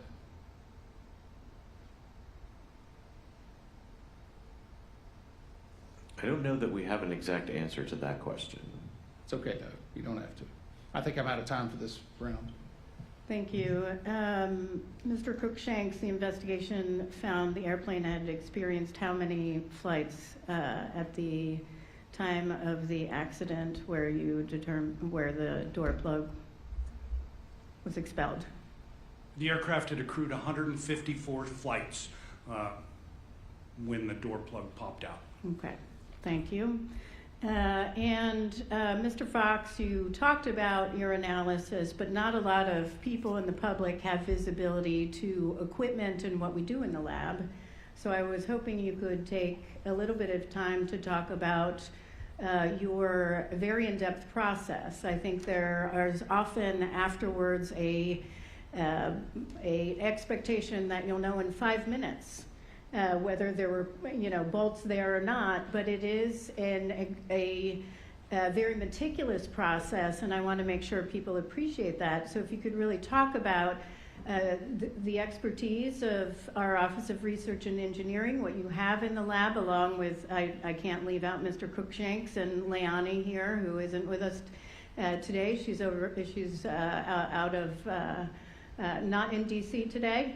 But if you could talk about that, I think that would be helpful, including our equipment and needs. Sure, I can talk to that. It's definitely a process, and the more experience we have, and having experienced people involved in the process definitely helps to identify key features and things of interest. Initially, the visual examination's really an important step in the process, and having an experienced set of eyes, looking for anomalies, things that are different, or looking at those witness marks and things where items are maybe contacting in areas they shouldn't be, and identifying where those are and getting those all documented. Then we move on to the photography documentation there, and then we start looking at things at higher magnification. Initially, with on scene, we're using loop microscopes or magnifiers and things of that nature. Once we get it back into the lab, we have better equipment for doing microscopes and getting optical magnification that way. Then when we need to go to the next level, we're looking at our scanning electron microscope, where we can get magnifications up to 1 million times magnification if we need it. We can also use that same equipment to analyze the composition of the materials, and if we see material transfer, we're looking at closely at those surfaces to give indications of what different materials might have moved against each other, give additional clues to how things came apart. And then we have also equipment for developing 3D models, and we employed that when looking at the hinges. We noticed that the lower hinges were bent, and we used the 3D scanner to scan that and measure that bend angle in those hinges. And that all came together to show that, yes, this is all damage consistent with the door plug moving up and outboard in the course of the separation and decompression event. Great, thank you. And I'm going to come back to you in another question, another round, but Mr. Cruikshanks, how was it discovered that Boeing's written system description was wrong on the design production instructions for operators? I believe NTSB staff found the systems description manual had a typo in it. It was calling for pushing the plug up versus down, and we brought that to the attention of Boeing, and they made a pretty good change quickly to the AMM, and then later that went down into the systems description. Great. And how about the MOM, the multi-operator message that was in development? I know that there were a number of versions. Did you review the MOM that Boeing sent out? Were there issues? We did review that, yes. That was an iterative process there right after the accident between the FAA and Boeing, because the FAA had issued the airworthiness directive. Boeing was writing the instructions and working with the FAA to make sure that their instructions would comply with the intent of the AD. And through our party process, we were part of that as well. So all of us were looking at the MOM. Great. Thank you very much. Member Graham. Thank you, Chair. Besides the damage to the MED plug frame and the plug itself, was there any other external damage to the aircraft? There was a scuff in the paint after the door, and there was a marking on the leading edge of the left horizontal stabilizer where it looked like a piece of paper or a piece of documentation had struck it. It did not dent it, it just made an impression, an ink impression on it. So we were fortunate the plug didn't strike the left horizontal stab or some part of the tail section? Correct. Correct, thanks. Let's move to, I see we can talk about the cabin pressure controller and the flight door here. So the flight deck door, let's move to that here for a second. When did Boeing go to the flight deck door as a pressure relief device? The first time was about 2002. There are other models. This is not on the 737 MAX, but there are other models that use the door as a decompression device, and they were starting around 2002. Okay, so when did the 737, which derivative did this go to? Is it just the MAX? Correct, during the certification of the MAX. Okay, and I believe we found out that there was no information provided to the airline in any of the manuals about this? That is correct. That is correct, okay. Since we're going to get pressure controllers, let me move to that here. There's been a lot of discussion out in the public and the press about the auto fail light coming on, especially the previous two flights to the accident flight. Can the team talk a little bit about what they found with the auto fail light and the conclusions that you've drawn from that? We can. Mr. Hooray can address that question. Yes, the auto fail light was caused by an intermittent failure within the CPCs, which is the cabin pressure controllers. And we were able to determine through looking at recorded data that these were unrelated to the accident event. Do we know what failed? We do. There was a microchip failure. It had an intermittent failure, and it was basically causing a data transmission error within the unit. Okay. And there are two cabin pressure controllers, correct? Yes, that is correct. So if one cabin pressure controller were to fail, then the other one will automatically take control of the pressurization of the aircraft. And then even if that second one was to fail, it is a triple redundant system. The third layer of that being the pilots can now control manually the system without any cabin pressure control input. And these controllers alternate each flight, who's in control and who's in the backup, is that correct? That is correct. And this, I would assume, is a very common design now for most Part 25 certified aircraft? It is. Well, it's on all MAXs. I believe the same system is on the NGs. It's the same controllers are used on other versions of the 737. Business aircraft that I flew also on newer ones like that. Okay, thank you for that. That's all I have in this section. Member Chapman. Thank you, Chair. Just a couple of clarifying questions in this area. Turning back to the customer choice of a full exit door versus a door plug, that sort of customer choice is not unusual in terms of a big, complicated aircraft like this. I think there are numerous, probably physical choices that are made, but also choices made with respect to avionics and that sort of thing, correct? Yes, there are several options that the airline can choose for their particular airplane.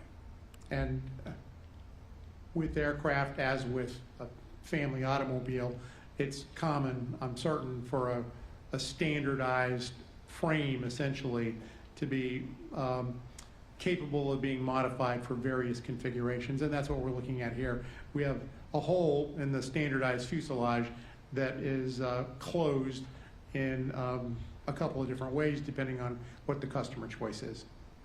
That is correct. Thanks.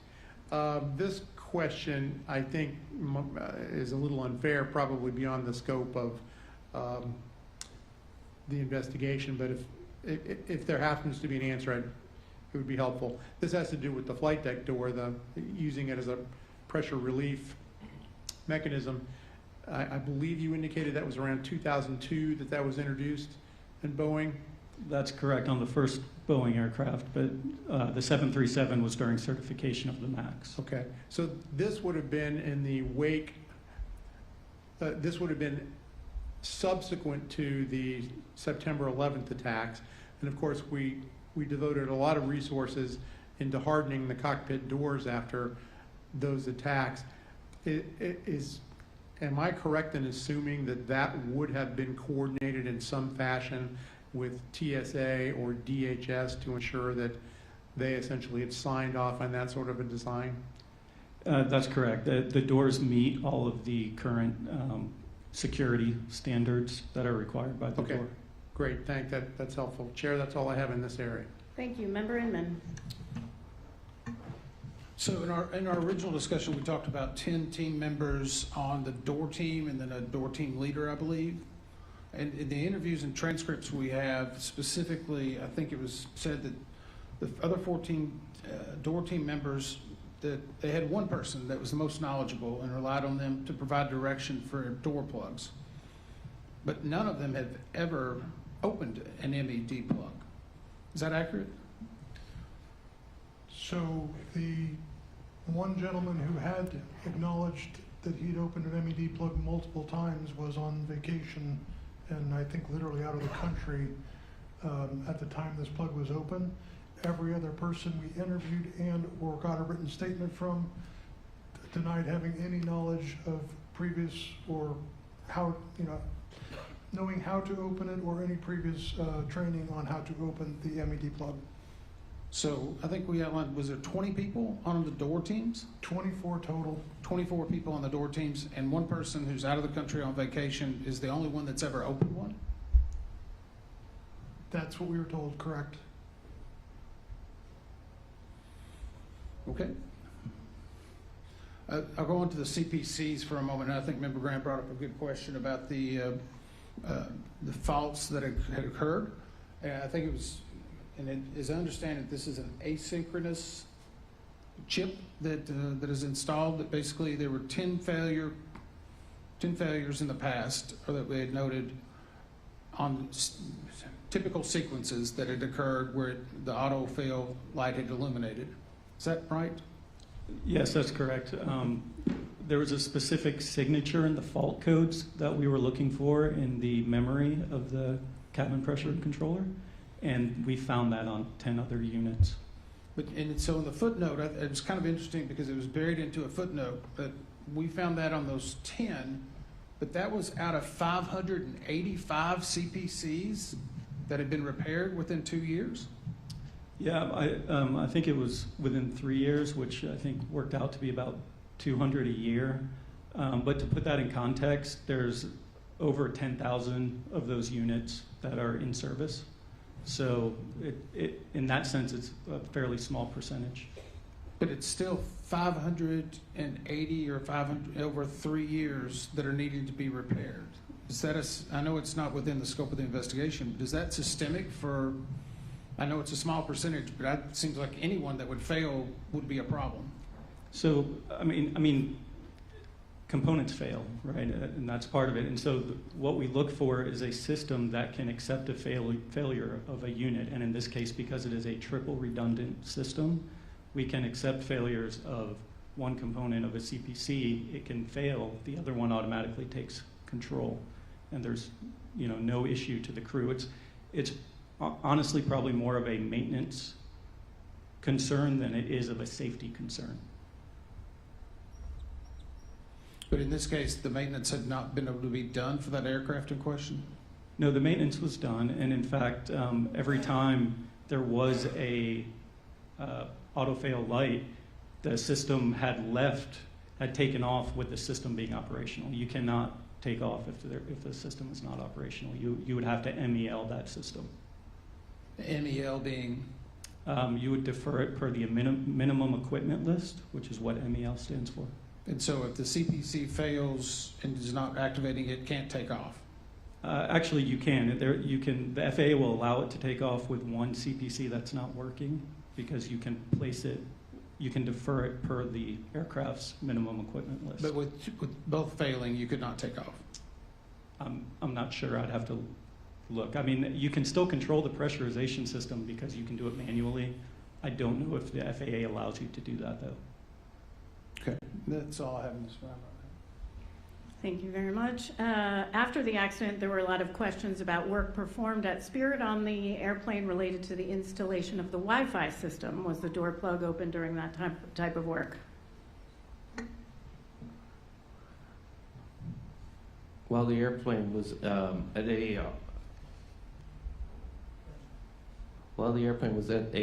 they did not open the. Oh, at AAR. Yeah, they did not open the mid-exit door plug. Great, thank you, and thank you for clarifying that it was at AAR. The flight deck door on the accident plane was designed to open and relieve pressure in the flight deck. That design serves a safety purpose, but what was missing here is something critical. Communicating that design to the operator, in this case Alaska Airlines, and to flight crews is essential for also ensuring safety. Why is that critical?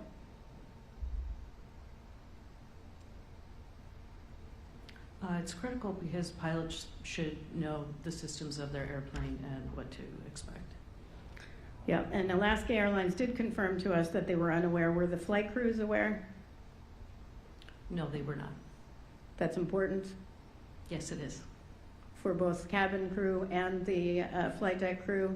Yes, it In is. this case, one flight attendant was injured when it flew open. Did Boeing give a reason for why they did not provide information on the design of the door to the operators and crew?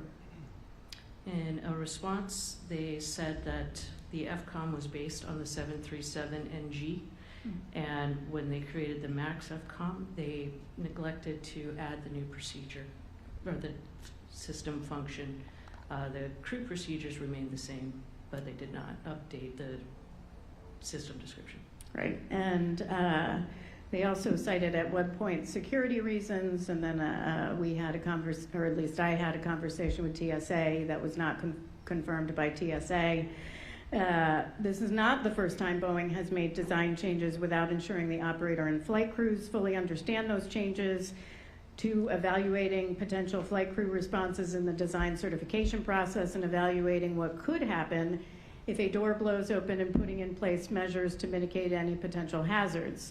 Can you give us a brief overview of Boeing's procedures for when they make a design change to an aircraft within their fleet, understanding this was changed earlier, that needs to be brought to the attention of operators and their flight crews? Yeah, typically when a change is made, Boeing has many different manuals that they can update depending on what that change is to communicate that change to the operator. In this case, with the door, they should have updated the FCOM, which is the Flight Crew Operations Manual. And do you know if Boeing evaluated the effects of changing how the door plug, the flight deck door performed in this particular model or the previous model in the certification or production before the change was actually put in place? So they did some testing. They did laboratory testing, more on the side of functionality of the door to make sure that the door lock mechanism was working properly. But that's the only testing we're aware of. So no full-scale tests or worst-case scenario and how a flight crew would respond or a cabin crew would respond type testing? I'm unaware of any testing like that. Okay, great. Did Boeing, and they did not ensure the manuals or other materials were updated, but now those are updated, correct? Correct.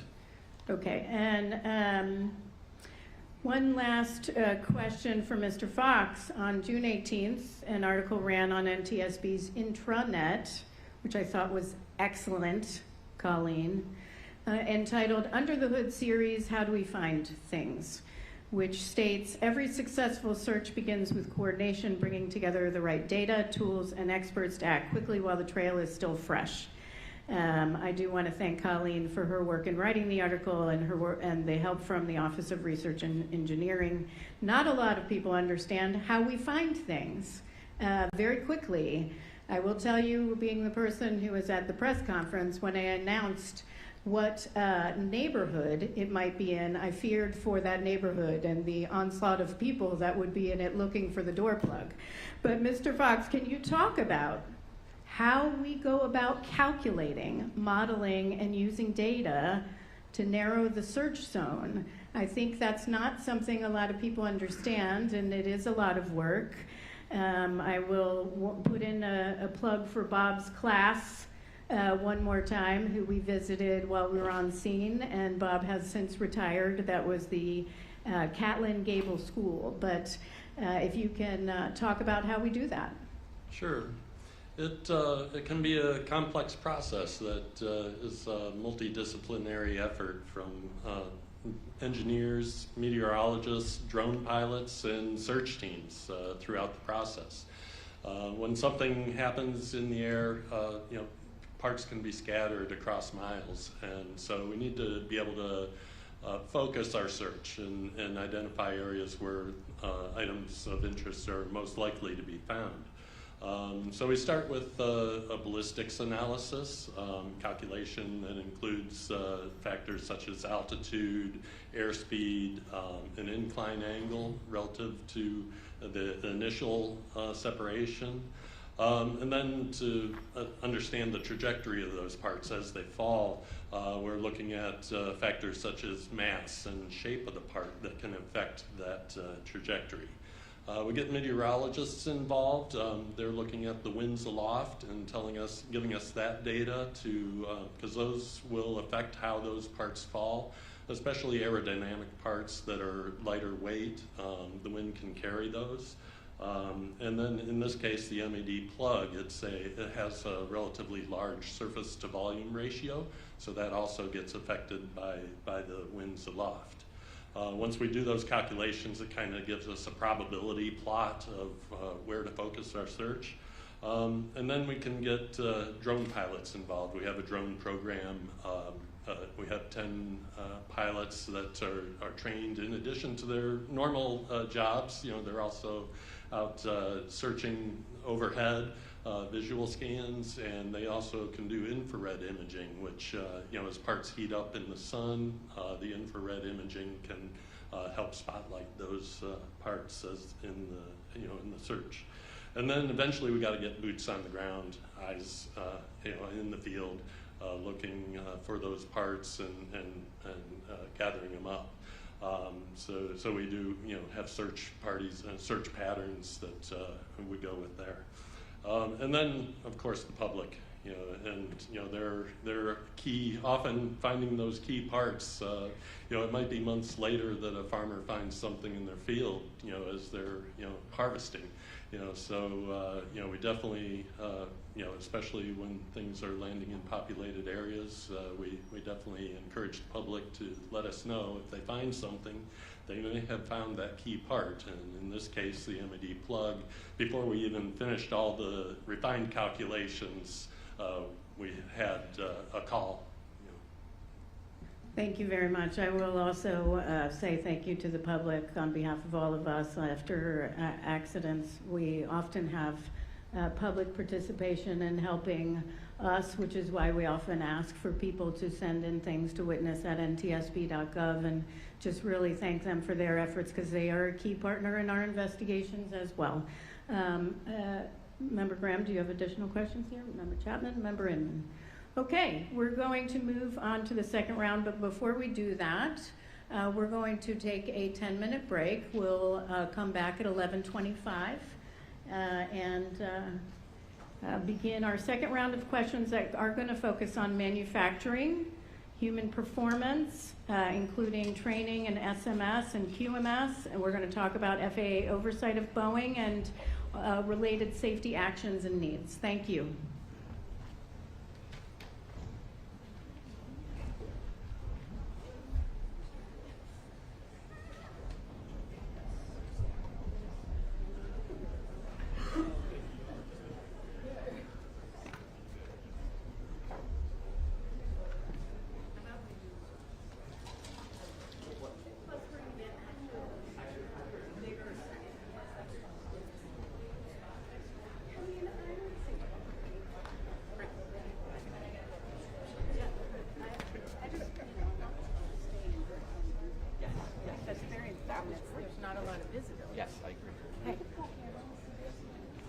Kelly, I'm going to go to the restroom. I'm going to leave you with Okay. Eric, who is our president.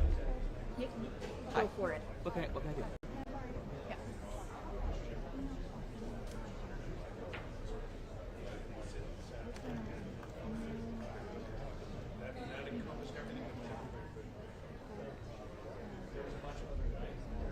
Oh, the deck. Find out some of the documents.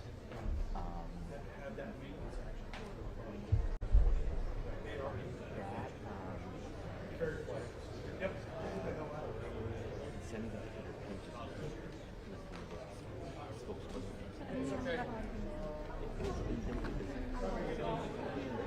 I understand.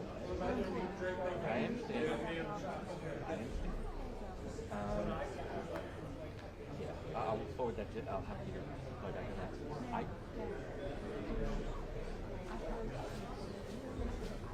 We are one-on-one at lunch, roughly around 12:30.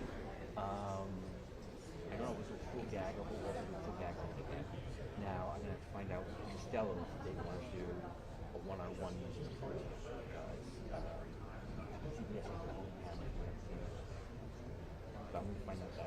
It's all up in the air. We'll be here, but we're going to take a short break and just let us know. Yes. Well, sorry.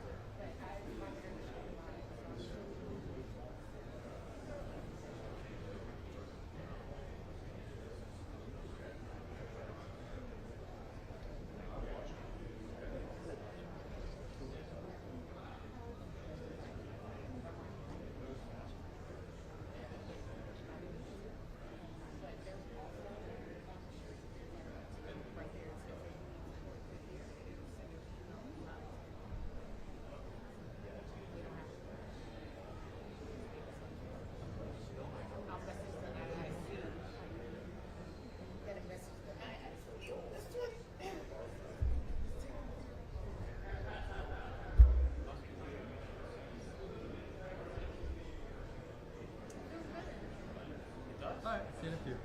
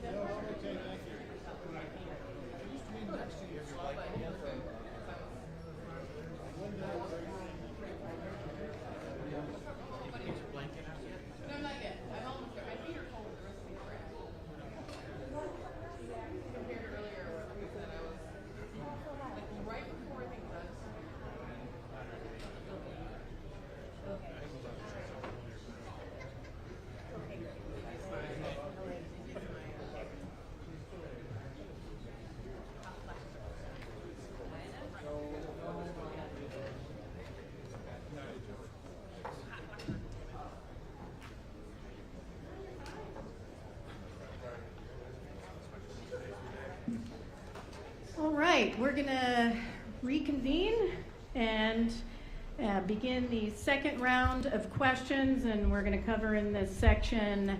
And just so you know why we do put these in sections is to actually enable the public to follow along with the discussion, because there is a lot.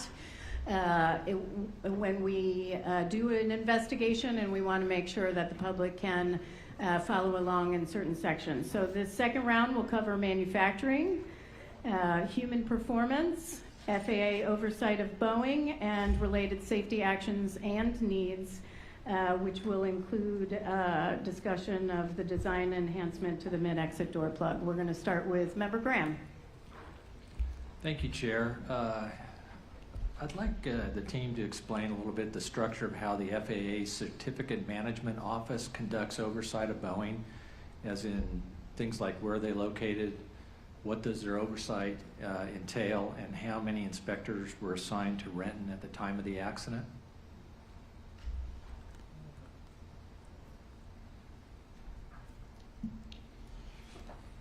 Member Graham, the oversight plan is an annual plan that is developed.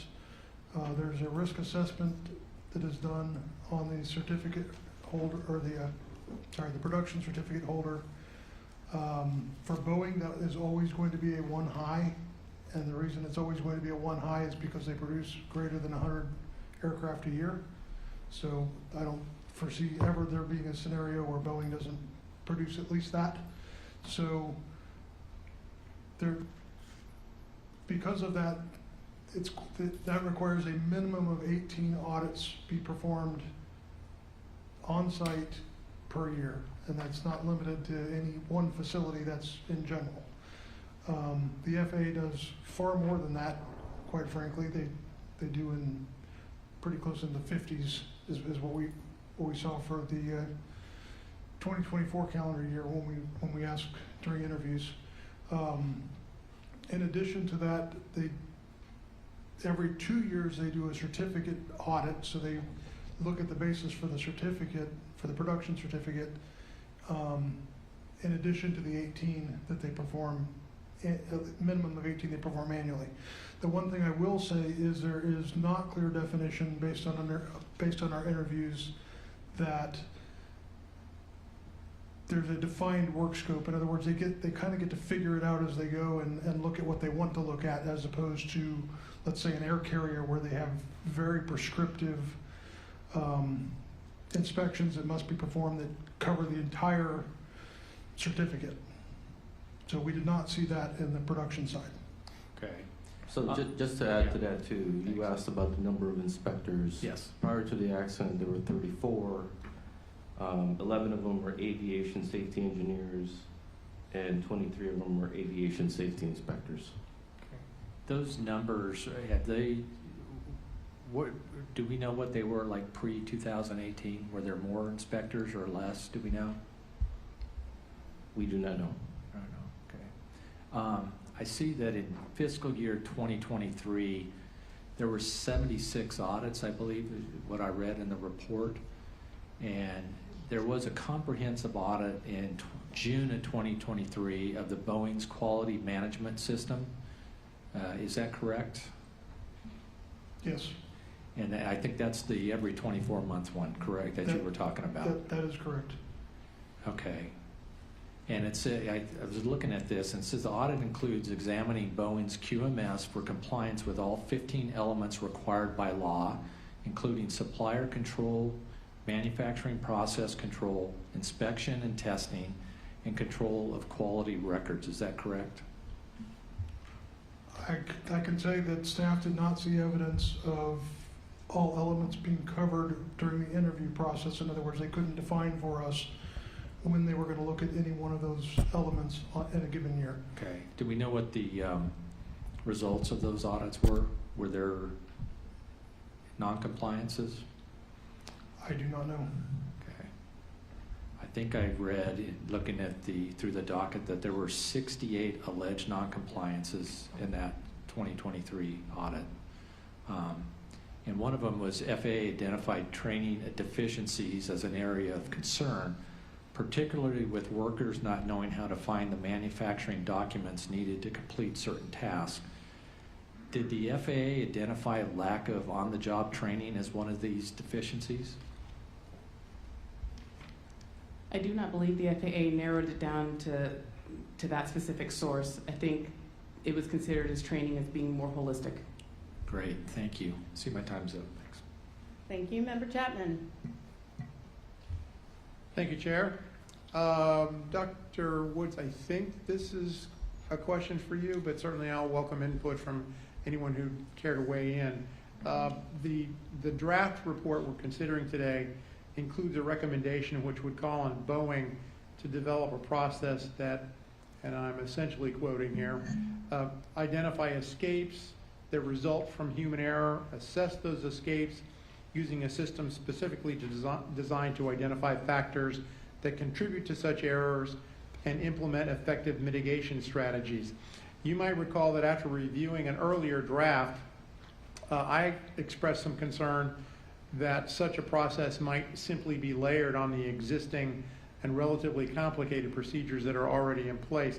And those procedures, of course, ultimately proved inadequate to safeguard against the human errors that resulted in failure to properly reinstall the door plug on the accident aircraft.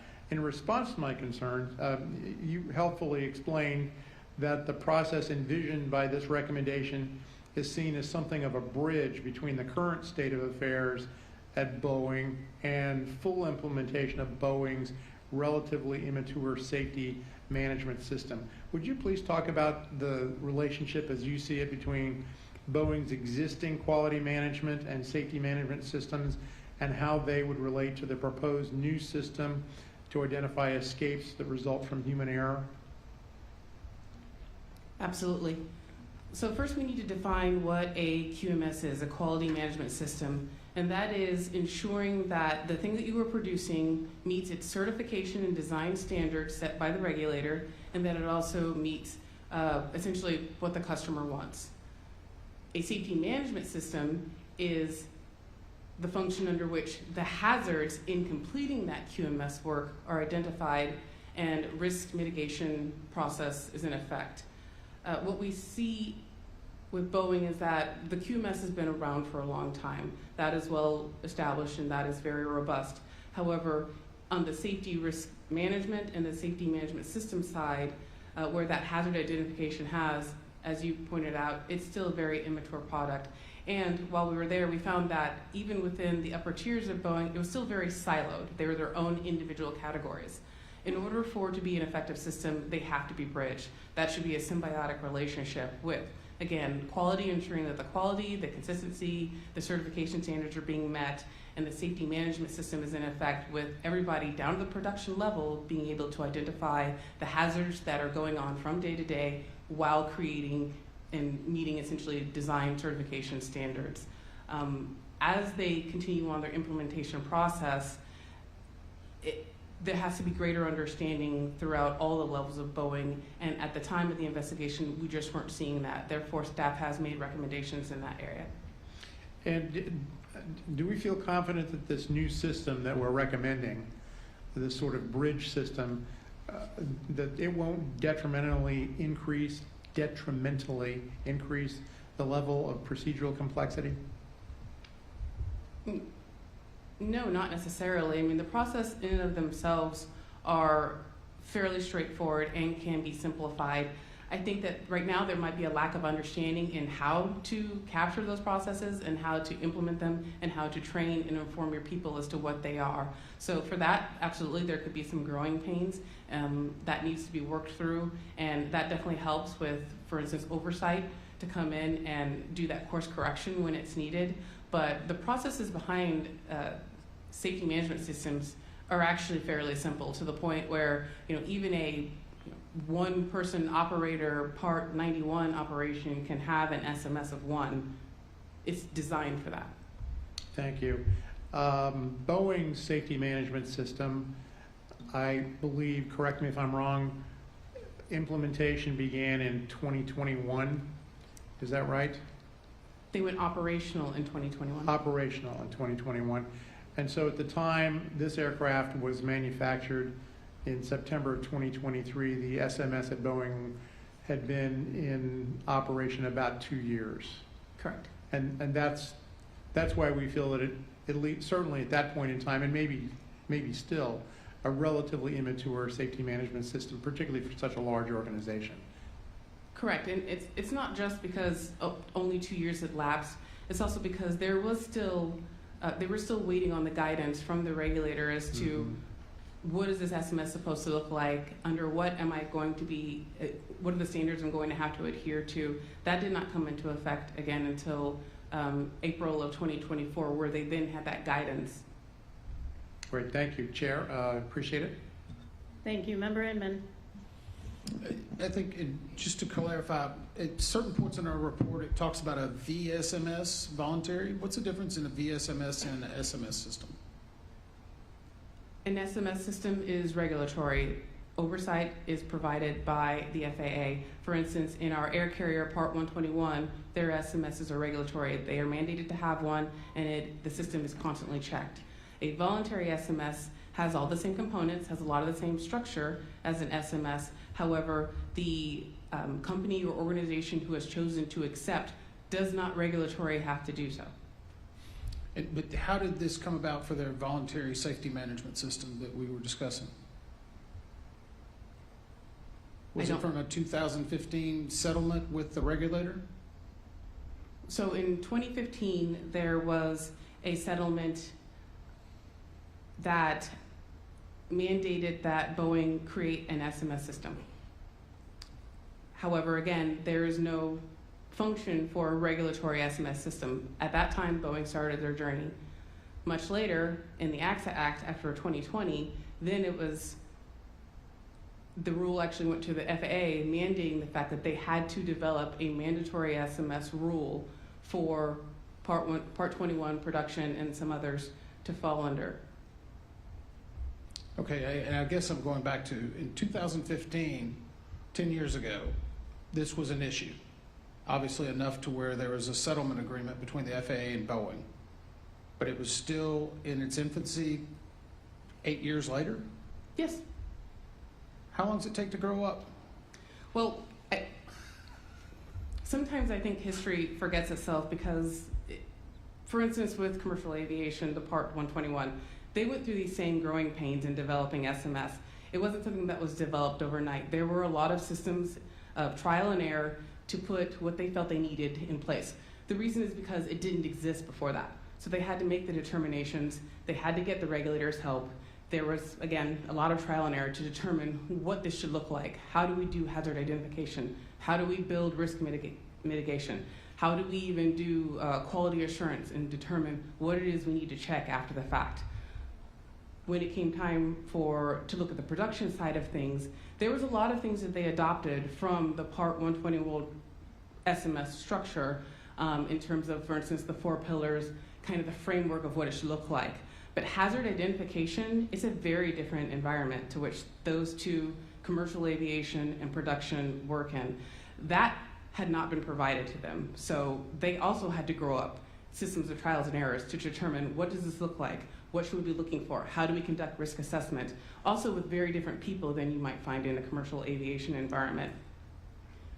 Part of that is on the regulator. The regulator has to provide that structure, has to provide those rules as to what a company should adhere to. And that did not come along until 2024. So while you can work towards a product, I liken it to like building a house. You're trying to build a house and you don't get the blueprints until about 9 years later. Is that not a little bit concerning? I mean, whenever we talk about trials and error in the production of aircraft that are being used to take people on public transport, I don't know that that's really a great excuse. I'm not blaming you for it, but it's obviously embedded of this system itself. But trials and error, and 9 years later, they still don't have the blueprint for how to manufacture an airplane. America invented aviation, and we're still figuring out how to try to make it safe. I think there's a misperception in what I said, remember, and the trials and errors are on building the processes and understanding what the structure of your system should look like, not necessarily on the manufacturing side. The trial and error is in who do we have to have in place? Who are we supposed to train? At what level should they reach? Who should know about what? That sort of thing. That structure is where the systems of trials and errors took place, both in the air carrier side and in the production side. Okay. I may go back to that next round that we go around, but I guess just for quickness, to the last question from this round, why are quality assurance inspectors not signing off on the totality of a project? It sounds like when this MED was taken out, should it have been looked at from a quality assurance perspective? Should it have been? The answer is yes, but since no removal document was generated, there was no sign-off to drive any QC, QA inspector to do the inspection, so it was the lack of documentation that caused there to be no quality assurance buy-off at the end of the day. Great. Boeing 737 production line personnel who provided statements to the investigation included 24 door team personnel, the door manager who was on long-term medical leave, 2 quality assurance inspectors, 2 senior managers, a blanket installation manager, and others. Spirit personnel included 3 managers, 3 mechanics, and 1 quality assurance inspector. Those who also participated in interviews, a total of 17, included 5 door team members, a quality insurance inspector, 3 interior seat installers, a functional test team lead, a shipside operational inspection specialist. I could go on, but there were a number of statements and interviews, and I know we dug deep, but do we know who opened the door plug today? Based on the written statements and interview, no one had knowledge on who opened or closed the MED plug because there was no removal paperwork. So we don't know who opened the door and closed the door, and I know there's a lot of focus right now on people, and certainly there was after the accident itself, who did what when, but our aim was to figure out what, not the people, what was most important in the investigation. What was important in the investigation is the process was not followed. The process failures, that's exactly right, and that was certainly part of it. Now, what happened to the bolts, do we ever know, that were originally in the door plug? We do not know where those bolts are. Do we have a sense of what we think happened to them? Those bolts may have been discarded. Okay. We state in the report, actually before I get to that, hierarchy of controls. This is something I'm very familiar with especially with manufacturing, and it's really something that you look at when you're talking about safety hazards and people, protecting them from hazards. But for hierarchy of controls and ranking of safeguards, measures to put in place, the most effective measure is certainly to eliminate a hazard. Second most effective is to substitute it.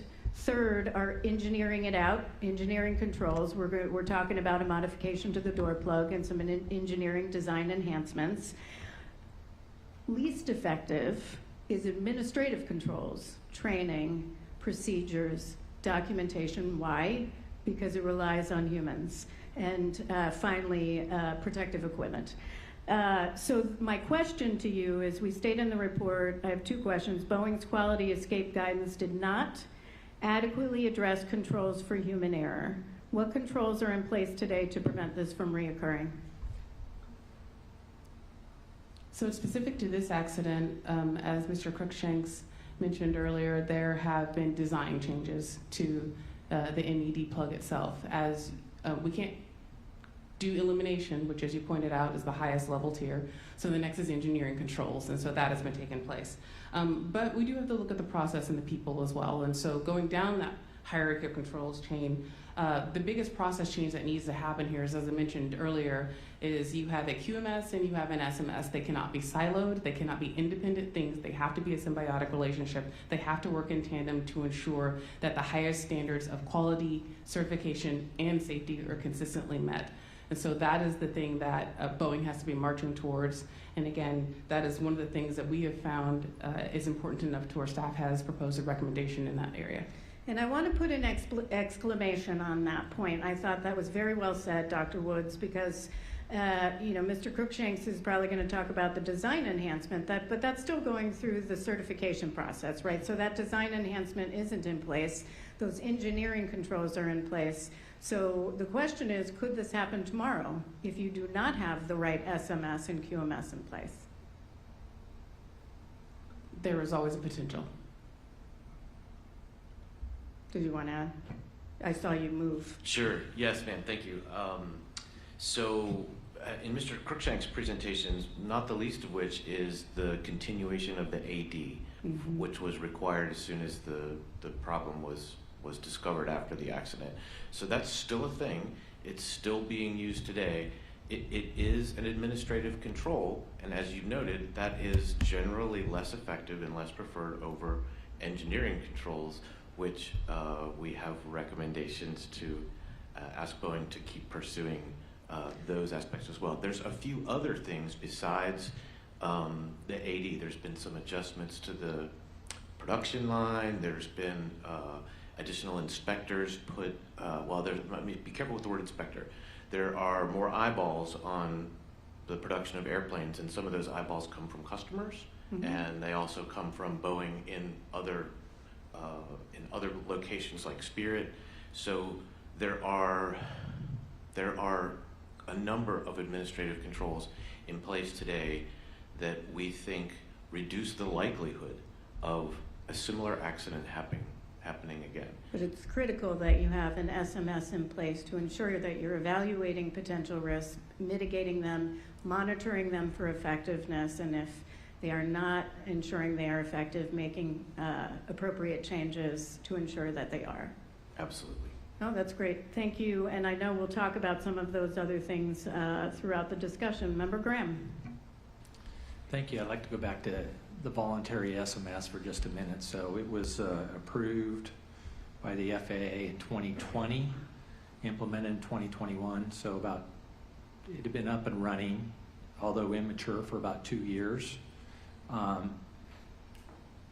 How did the FAA conduct oversight of the voluntary SMS? There is no requirement for oversight or audits for a voluntary SMS. No requirements. So inspectors from the FAA received no guidance on how to do any oversight. Is that correct? Correct. Very unfortunate. I guess that's going to change now, isn't it? Yeah. I'd like to move on to the hiring of employees. In 2022, Boeing sought to increase hiring in an attempt to ramp up the 737 production levels to pre-2018 levels and make up for employees lost through the attrition between 2018 and 2022. The report simply states that during that time, Boeing hired people, many whom had no previous manufacturing experience. Do we know how many people were hired, like say from 2022 to 2023? Any idea?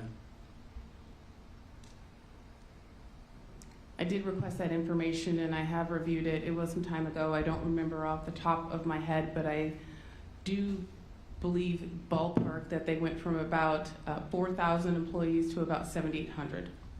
Okay, wow.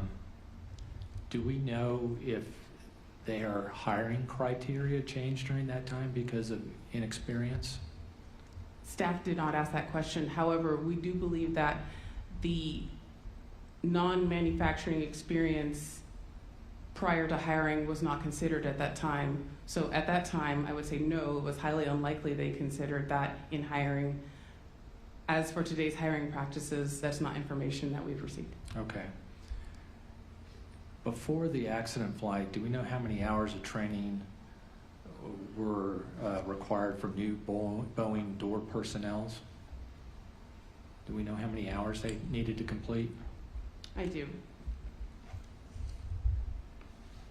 So again, all employees, regardless of their job series, had to go through foundational training prior to the accident, about 168 hours worth of foundational training, and that would cover things like hazardous materials identification, the basic things that you need to be a technician on the production floor. Specific to the door crew themselves, the training was a matter of on the job, so there was no dedicated set of hours or prescription or grading system that was involved in the OJT. Is essentially you were released to the floor and experience, you have your routine task, and experienced technician then teaches the less experienced technicians how to do the job. And would that be for doing the writing removals also? Correct. So there was no structured training other than on-the-job training for recording removals? Not prior to the accident, no. Yikes. Okay. Now, as we mentioned before, there had been some issues identified with the removal process. There had been an SRM that was currently work. So there had been training sessions that had occurred over the last 11 some odd years to where issues with the removal process have been identified, and there have been quality alerts, things of that sort. So there had been training opportunities to which people had to review the training and then sign off on it in some format. So there had been structures like that, but that is reactive to an issue having been identified. So has that all been changed now? It has. Removal training has been incorporated into foundational training now. Okay, great. I see my time's about up. Thank you. Great. Member Chapman. Thank you, Chair. I believe this has been discussed already, and I apologize, but can you remind us where FAA is in the process of requiring safety management systems for all aircraft manufacturers? I don't think I understand the question. So, there's a rule now by Congressional Act requiring safety management systems for all aircraft manufacturers. Where is FAA in that process now? When was the rule? Has the rule been made final? The rule is final as of May of last year.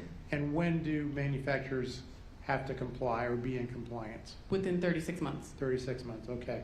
Now, at the time our team of investigators interviewed FAA inspectors in connection with this investigation, the inspectors had not yet attended SMS training and were not yet aware of what the requirements for oversight of safety management systems would be. I think that's correct.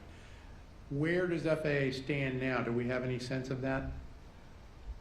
So several of the inspectors that we had talked to at the time that we were conducting the investigation have either been or have scheduled dates for attending the SMS course that they have set for them. They've also done a lot of extra hiring, though, for all ASIs. I do not have the information of the new hires. However, I think that the plan is generally is those that were there first, they get through the program first. They do have a requirement, though, that upon hiring that they have to attend the training within 2 years. But it does sound like FAA's got the training in place. They're starting to get folks into the pipeline, get them prepared for this so that they'll be ready to go when the time comes. Correct. So this is always a concern, of course. With enhanced oversight responsibilities, does FAA have the personnel and the resources necessary to conduct proper oversight of Boeing, specifically Boeing's safety management system?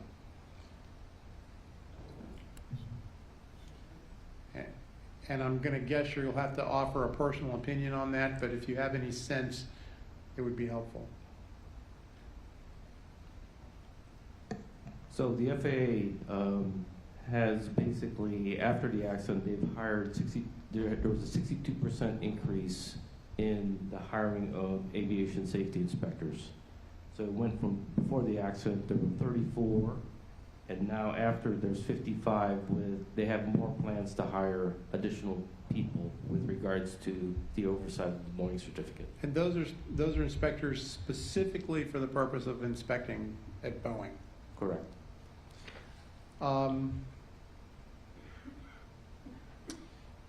If I could just ask, Dr. Woods, this may be you as well, I can't recall. Can you just talk a little bit about the concept of change management and what that entails? Sure.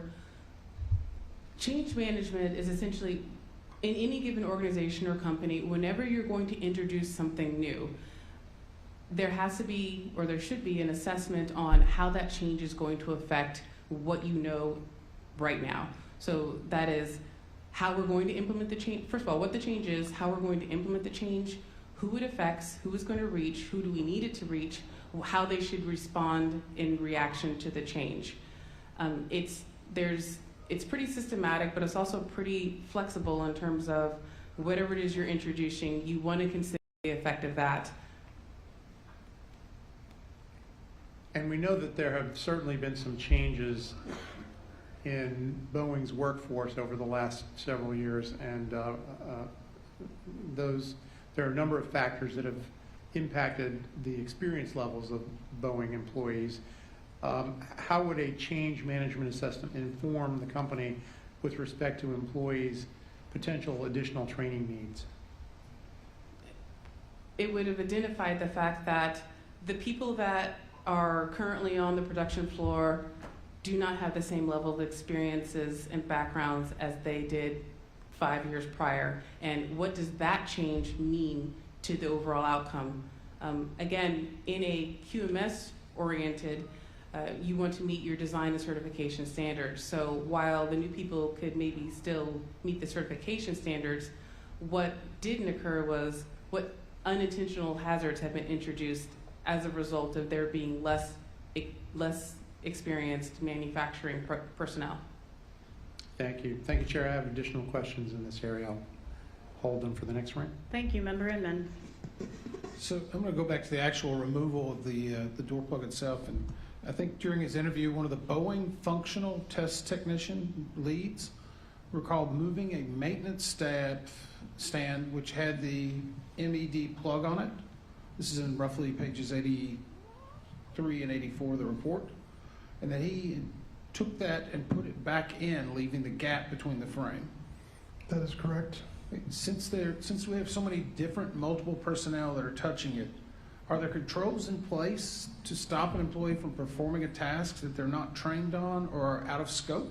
Because this appeared to be out of scope by him taking it off the stand and putting it at least partially inside the frame. Are there controls in place? In certain scenarios, there are controls in place, being that you have to have, let's say, an authorization to do something or a qualification to do something. And in those cases, CMIS, which is their automated computer system, would prevent them from signing off a task that they were not qualified to do. But there were no qualifications for doors and or door plugs on a 737, so there was nothing that could prevent a person from doing that. So basically, if someone's not trained, they could still do it, it just wouldn't end up in the system. Well, if the system, if it was a documented step, in other words, it was a sign-off step in an IP, and that sign-off had a qualification to it, then you must have that qualification in order to be able to sign that step off. So if you were not qualified, even if you tried, it would not let you. So someone who was qualified would have to be the person to sign it off. What you're talking about is not signing off something that doesn't exist, and I can't answer how that would happen. That's okay, that's fair. But in this case, we identified, and I think earlier we talked about, there was only one person that knew how to take out a door plug. They'd not received any training, but they'd just done it before, right? They had done it multiple times before in the Renton factory. This particular gentleman had 25 years doing doors. So he'd done about every job there was to do on a 737, and was very mechanically inclined. So would he have been qualified to have done that in the process that you just elaborated on? Again, there's no qualification at the time of line number 8789 going through the factory. There was no qualification for 737 doors, and because of that, there's no limiting factor. So if there's no qualification, does that mean anybody could have done it? I'm trying to get to, you said earlier that someone had to be qualified to take something out or put it back, and it would have been caught within their process. But it sounds like no one was qualified, or at least certified. So would the process, how did the process allow for these doors to be removed and put back in the past if they went through the normal system? Again, this is, the removal of a plug was a non-routine task because it was an NCO. And because it is non-routine, it's unanticipated, there isn't a training schedule to do it because it's not something that happens by script. In other words, it's not designed to happen. It happens because there's an exception. In other words, there were 5 rivets common to the forward door plug frame that needed access, and because it needed access, that had to be opened. I will say the door crew is the right crew to be opening it. They're the most familiar with doors and door plugs. But again, there should be training to teach people how to do jobs they're expected to do. Would you speculate that non-routine is probably the greatest place to inject risk into the production process? I think I would agree with that comment. That seems like that would have been a primary focus on even a QMS, SMS, doesn't matter. Non-routine would probably be where the greatest risk is, and yet this was not something that was identified prior to this investigation? Not to my knowledge. I've got more questions in the next round. Great, thank you. The 6 key performance indicators that Boeing is using to monitor its production health are employee proficiency training, notice of escape work hours, supplier shortages, total rework hours, traveled work, and airplane ticketing performance. First, do we know, are they red or green on any of these? And I know it differs by day. Do we know? For the 737 line.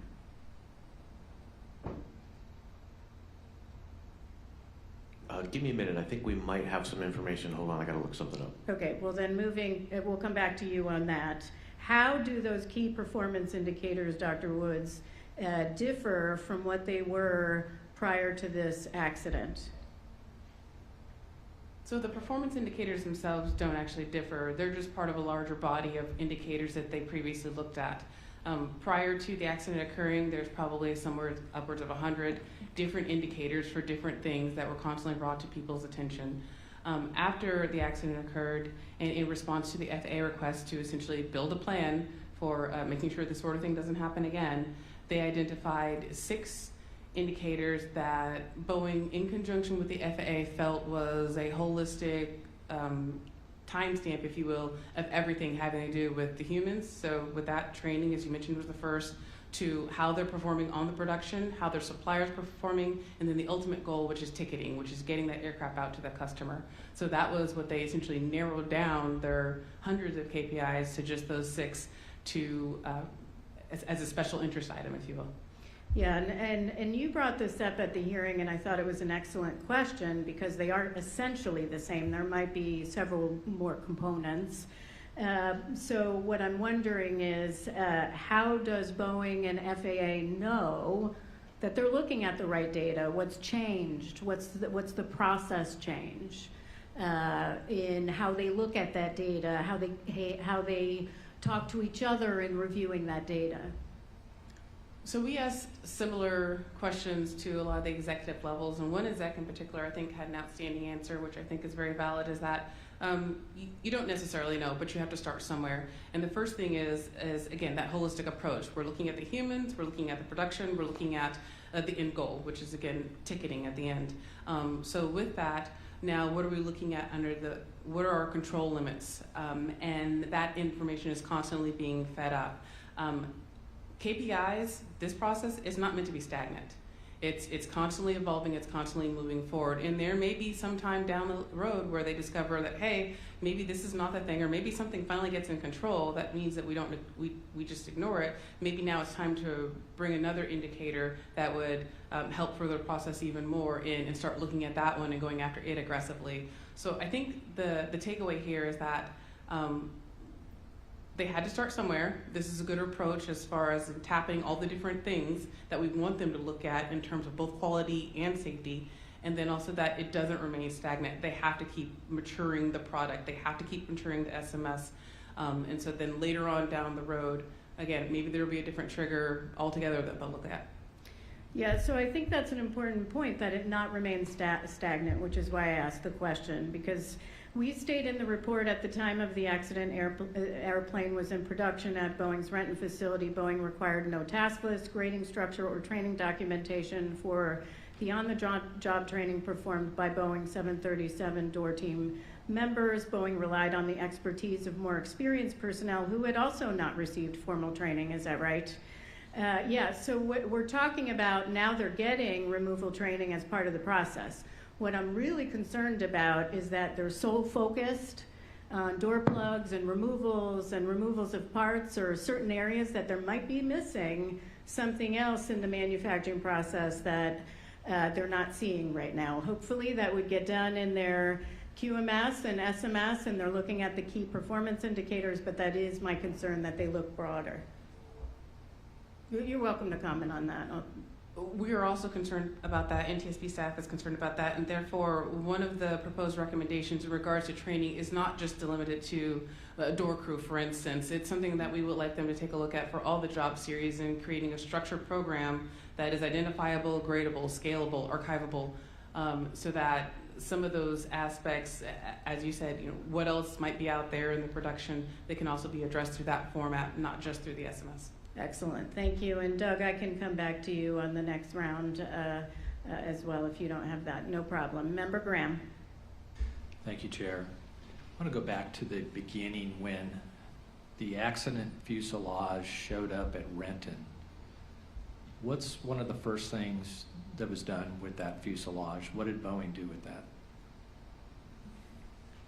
One of the first things that's done is they do basically a receiving inspection coming off of the train to look for damage. But prior to the okay to install blankets, or while accomplishing the okay to install blankets, they are looking for workmanship defects, anything damaged, torn, open holes, things that don't look right.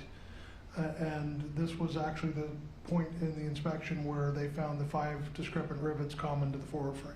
Okay, so they didn't find it on their initial inspection. The MED plug was in.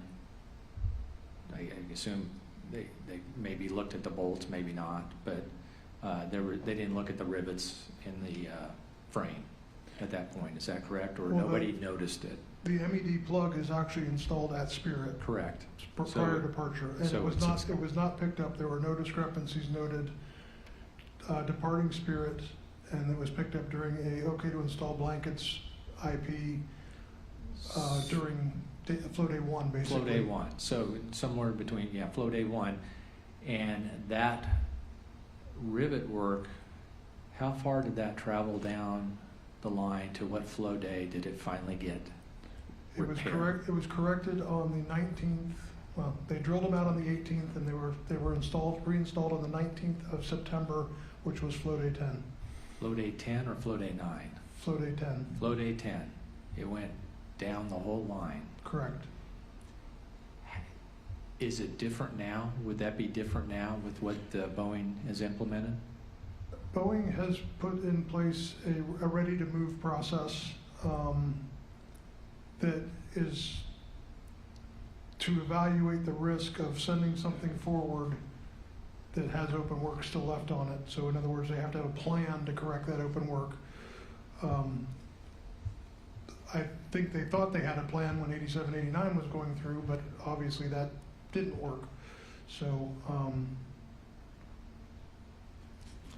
how can I answer your, what further question do you have? Yeah, I was out there at Boeing, I looked, and they have a process in place that whether they're going to hold up the aircraft move down the flow or not for certain things, and there has to be a good reason why they're going to move it, and then a actual stopping point where that fuselage will not move any farther, that aircraft will not move any farther unless these certain requirements are completed. So they have put processes in place in this case. Correct. So I have a couple more, but I'll come back at the next round. Okay. Member Chapman. Thank you, Chair.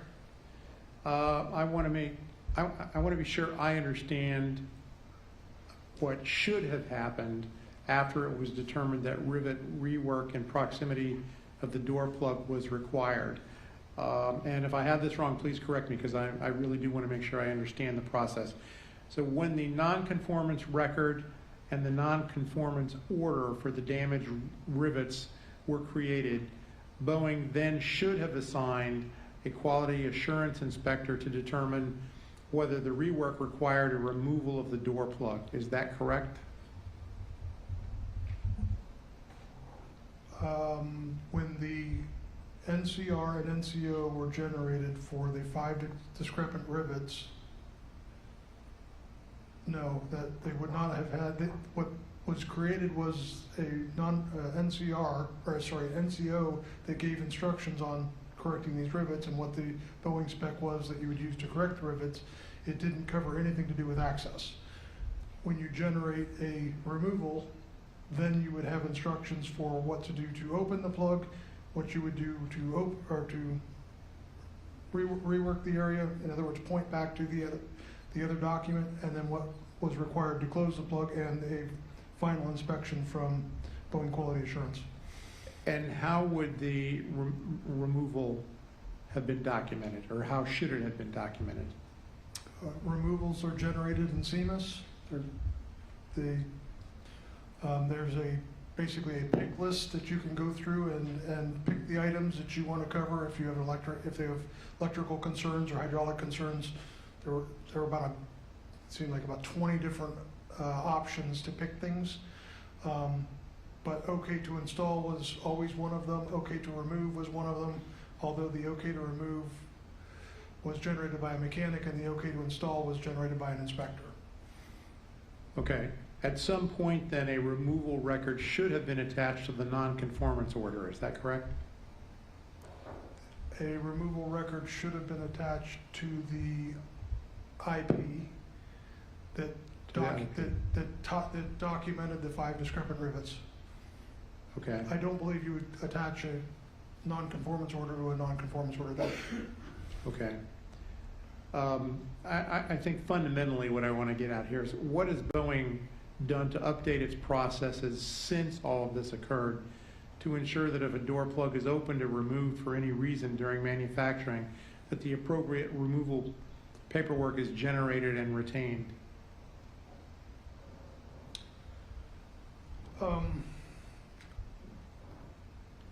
Boeing's done quite a bit, actually.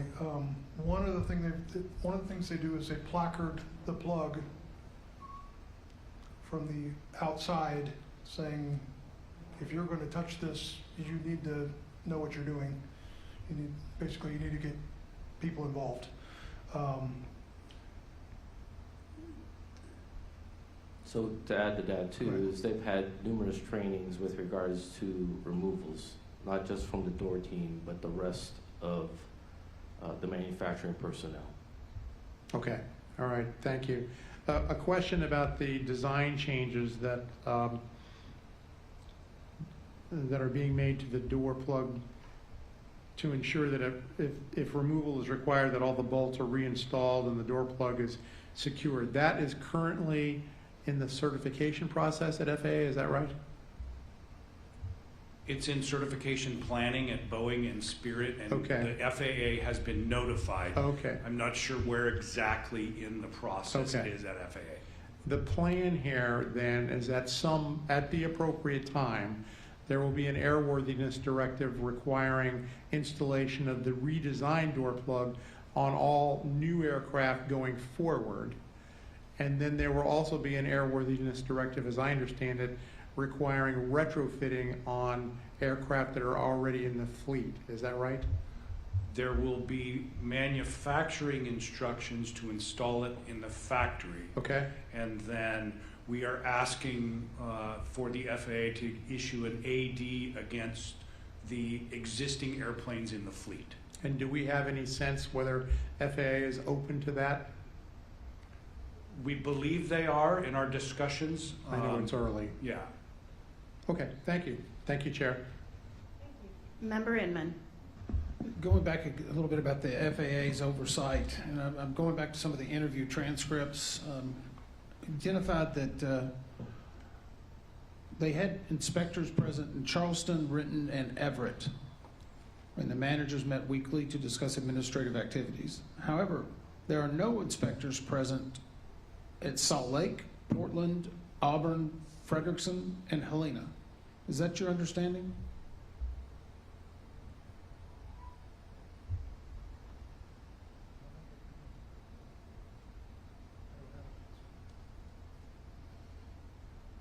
It is under our understanding that they had inspectors at Renton. We did not have discussions with the FAA about the other sites that they had. Okay, this came out of I think the principal inspector's interview transcripts, but it was a little concerning to see that they did not have them at so many different locations. It's because they only receive a few audits per year, compared to say Renton, Everett, and Charleston. I'm going to go actually to Brian Knopp, who testified during our hearing, and he mentioned that he resides in Lakewood, California. He's the FAA manager of System Operation and Oversight Branch that handles Boeing, GE, Pratt & Whitney for their production on ODA and SMS. You'll recall his testimony? Yes. I'm curious because we're now under, the president's had this new initiative about return to work and return to locations and remote work. And I know it's affected every agency and we've been adapting to it as well. Is there risk by having the head of the ODA and SMS from FAA residing in a city to which there's no FAA office? As you mentioned, that oversight group is over top of Boeing, Pratt & Whitney, GE. So you're talking about at least 4 states that someone would have to be in simultaneously in order to be the one person in charge of overseeing all of that. If that was a concern and or interest, then the FAA would have to figure out how to divvy up duties such that you could have a manager in location with near proximity to each one of those facilities. Okay, but there's no office in Lakewood, California. Understood. Also, he is no longer the 580 manager. He's been moved out? I don't know the circumstances. I just know he is no longer the 580 manager. And at the time that he was testifying before us, he had just been moved into that position, I think 3 or 4 months before? I think it was 10 total. 10 months? 10 months? And so we're going through this, I guess, merry-go-round of people in charge of ODA and SMS. How do they get consistency if the FAA continues to churn through individuals and reorganizations and movement? I can't answer your question. Okay, I'll actually point to someone who does help, I think, answer the question a little bit, and that's the Inspector General for the DOT, who put out a report, I think it's October of 2024, talking about weaknesses in FAA's oversight process and systems limit its ability to identify and resolve Boeing production issues, and specifically talking about they cannot track milestones, determine potential repetitive non-compliances have occurred. And I know I met with them and their head of aviation safety. They were talking about, even though we credited them with 62% increase, I believe you said, and the Inspector General still believes they don't have enough boots on the ground. Are there enough of people inspecting in a proper oversight role of manufacturing in the United States? The FAA continues to hire people. Whether 62 is enough, that's between the FAA and Boeing to determine. So we don't have an opinion if we said that there was only 40 before and that was fairly low, 62% increase to 55, I think 58. Is that better? I mean, obviously it's a higher number, but does that get us to the point we need? And I'll go to it, I guess, in the next round, but are they putting the right people in the right place?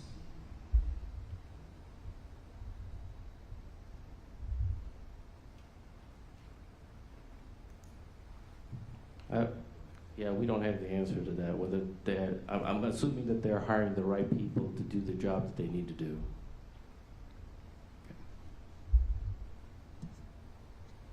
Did you look beyond Renton on this? We were focused on Renton. Did you look at inspection numbers broadly at FAA and inspector levels?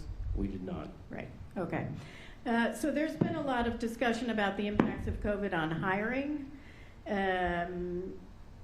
Boeing, though, and I just want to highlight this, the safety deficiencies that we identified as part of this investigation, I want to be very clear, actually stem back much farther. We looked at compliance audits going back to 2013 with issues on the BPI, numerous changes with those instructions for parts removals, which were very confusing.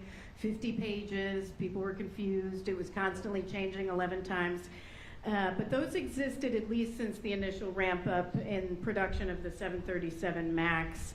And I just want to emphasize that change management is important. It is a critical process. We do it all the time. I can tell you, Dana, Darlene, Brian, I routinely every day are looking at change management for every process we're changing. And the same was emphasized in testimony when I talked about some of the changes occurring at DCA Tower after the January 29th event. You have to do change management to determine what effects or unintentional change effects come about from a decision that you made. What intentional, unintentional things were created to evaluate risk.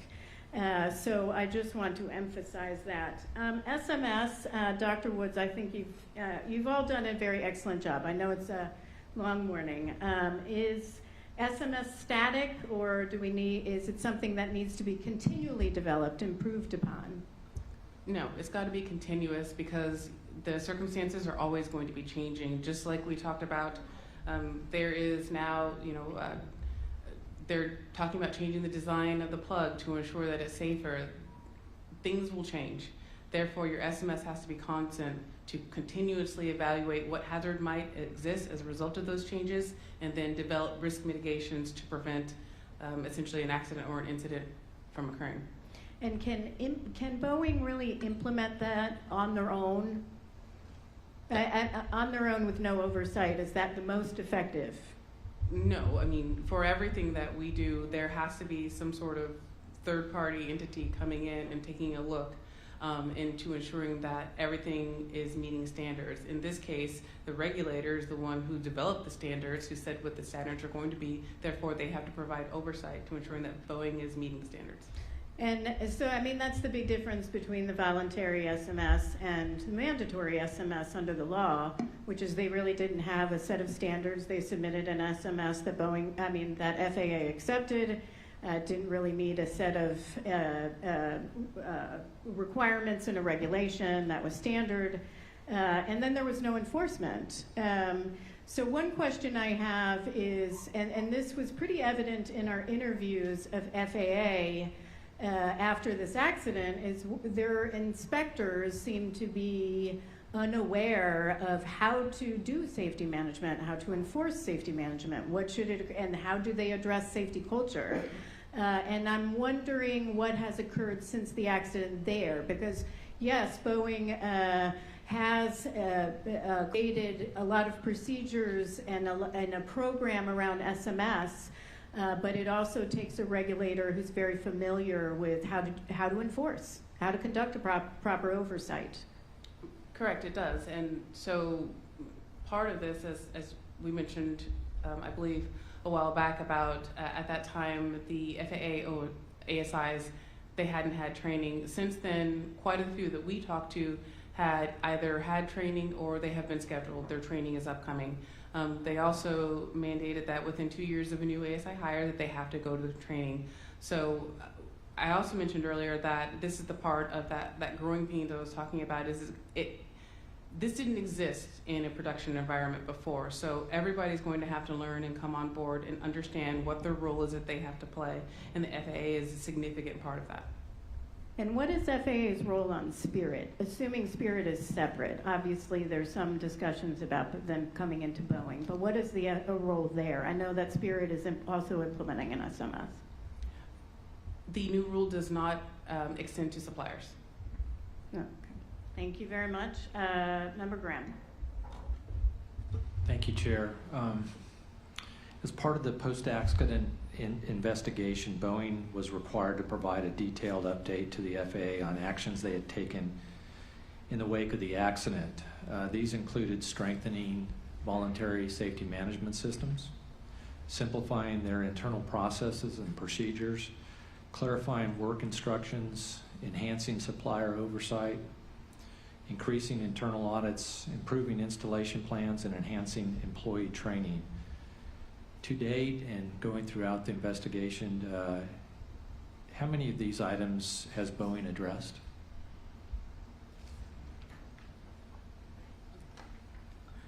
You kind of ran the gambit there, so I'll start Yes. with training. They had already had changes to their training program, essentially before we came to this report, like as we were writing our report, and that is that they have increased their foundational training for all technicians upwards of about 57, 60 hours, and it includes administrative tasks such as understanding BPI, specifically the removal of BPI. That is now incorporated in the foundational training. And while we only, in the confines of this investigation, asked for how training had been adjusted for the door crew, we have asked as a proposed recommendation that that happen for all job series, and that is that OJT has to be essentially prescriptive. It has to be mandated what it is that you need. What does it look like to be a fully proficient and qualified job series member? It needs to be graded. So how does the individual know that they've achieved the goals? What are the goals? How do they know they've achieved the goals? And then it has to be documented so that you have archival data later. One of the things that staff found concerning as we went is we had to ask the individuals if they had done work on an MED plug before, whereas there should be some sort of database that you could go to and it should be able to spit out these are the exact number of technicians that you have that are proficient on this task and the ones that you should seek out to do the task to mitigate risk. Moving on to, I guess, the other. What about the SMS? Well, for the SMS, that is still ongoing and it's still being encouraged. Again, new rule came out. Now they have a little bit more a definitive structure as to what exactly it should look like. The things that they have put in place, they remain. Again, they patterned a lot of those off of what the commercial Part 121 SMS looks like, but now there will be some adjustments. Also, there is now a holistic effort to make sure that everyone understands all the way down to the technician level what the role is. That's actually another part that's been added to the foundational training is what is SMS? What is your role in SMS? How do you identify hazards? And there is strides to make that a part of recurrent training as well. Yeah, and I know I talked about a lot of other ones. I don't need individual updates on each, but does it appear that Boeing is taking the corrective actions necessary to improve their processes and procedures? I would agree with that statement. In addition to that, they have formalized 737 door team training now too. So prior to the accident, there was no formal training for door crew people. I saw that 2 weeks ago out there, and it looks like they're defined procedures and processes in place for just about everything they do and jobs, or what the requirements are, what the training's required for them. So, in this, I'm asking for an opinion here. Does it appear that they're trying to take making corrective actions for their safety culture? I know we didn't do a safety culture survey, but does it appear they're trying to make strides in improving their safety culture?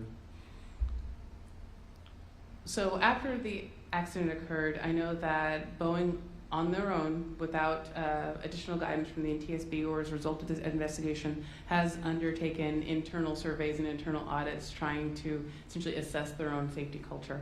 And in doing that, they have gained information that they do in turn to go back to use to help inform their SMS process going forward. So it would appear that they do recognize, but to be clear, in our conversations with the executive levels, there was an understanding there of what SMS is, what SMS principles are, why it's important.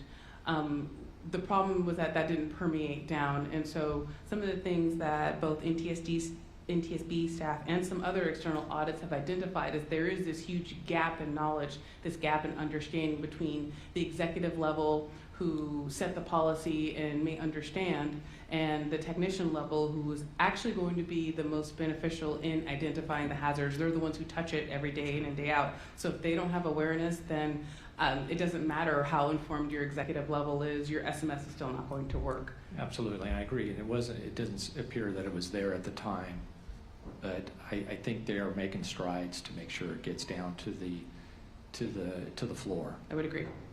Thank you. Member Chapman. No further questions in this area for me. Thank you, Chair. Member Inman.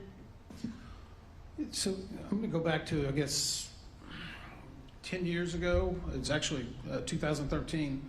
A KO, it appears, adopted SMS as a suggestion. It was ratified in 2007, or proposed in 2007, ratified in 2013. And we're 12 years later, and we're still trying to figure out how to get SMS integrated?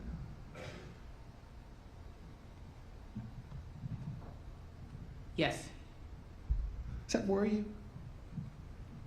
I think that the things that we've seen and the things we've already talked about and discussed are very positive. Boeing is moving forward. Even within building a process, it's a process to build a process. And some of the things that we've seen, so long as they adhere to what they say they're going to do, and in addition to a lot of the recommendations that staff has made, I'm very encouraged that that they will build that structure between, again, having a QMS that has been around for a very long time and is very robust, and an SMS that needs to be just as robust and as powerful as its QMS. Well, it bothers me.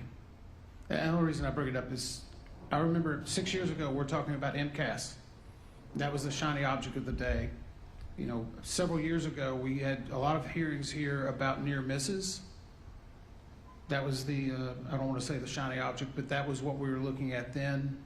You know, we continue to go down through these processes. Last year we were talking about manufacturing and supply chain integrity. And now this year we're talking about air traffic control and helicopter operations. Every year we seem to have to move on to something else. And I said it during the hearing, it was whack-a-mole then, just what do you keep trying to push back down? How do we get to a place where we feel comfortable the entire system's working for aviation safety for everyone?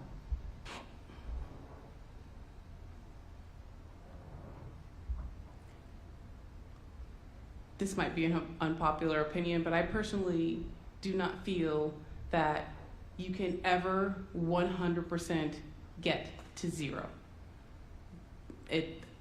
I feel that that is, a lot of people will like it to be that in a perfect world, but that's not what we have here. There's an inherent risk to what we do. There's an inherent risk to aviation. So therefore, the focus and the goal is to get to what is acceptable. How do we identify the hazards, and then how do we contain that hazard by loading on risk mitigations and controls? And by that mean, we decrease the likelihood that we will encounter the hazard, or if we should have to encounter a hazard, we want to ensure that that encounter does not have a very severe outcome. Minimal damage is done with the effect of coming into contact with the hazard. That's the goal. We're no longer flying bi-wing wooden planes.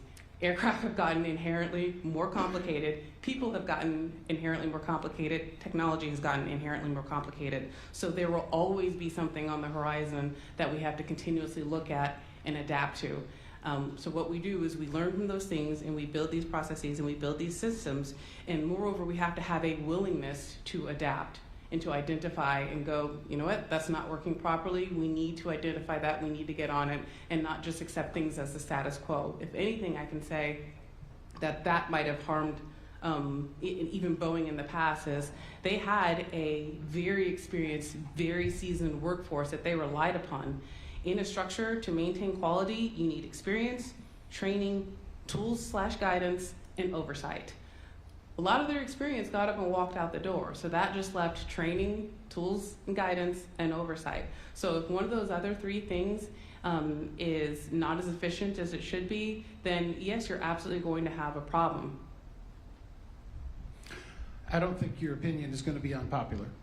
We can do better. We can try to do better. I mean, as I understand it, over 500 million people flew on Boeing airplanes in 2023 alone. We want every one of them to get there, but we have the ability to move 530 million people, not including the rest of our aviation sector. We can stop all commerce. We can stop these near misses. We let one airplane operate on the tarmac at a time. Want to get the fatalities down for highway crashes from 40,000? Sure, set the national speed limit at 5 miles an hour. I mean, the safest plane is the one that never takes off. But we are allowing for innovation, so I appreciate your commentary, and I don't believe it's that unpopular as you may think.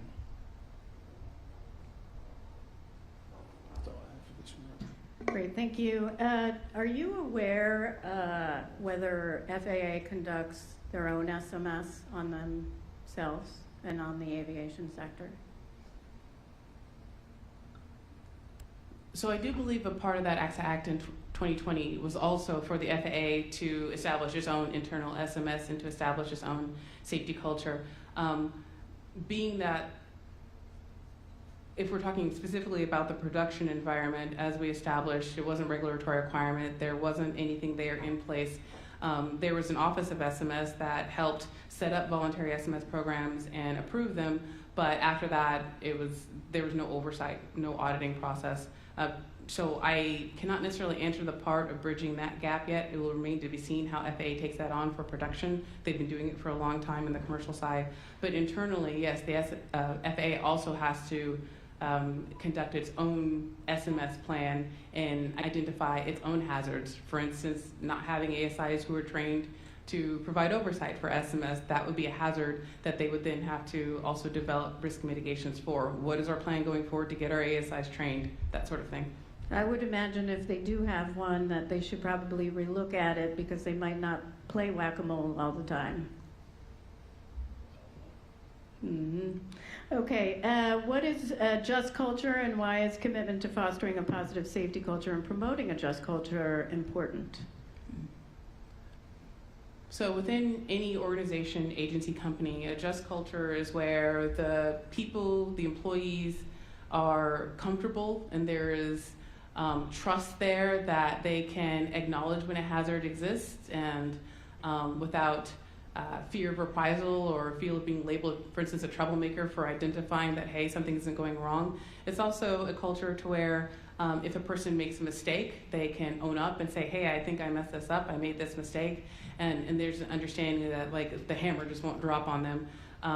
It's not to say that all mistakes we just look the other way. It's to say that each individual error or mistake is looked at in context and determined where the breakdowns and deficiencies were, recognizing that people are going to make mistakes. It's processes that break down to where people, that escape gets through, and so that whatever it needs to be to contain and shore back up that process is adhered to. For instance, it could be retraining, it could be identifying that a tool is insufficient, but it's not just that, hey, somebody did something wrong, let's punish the individual. It's bigger than that.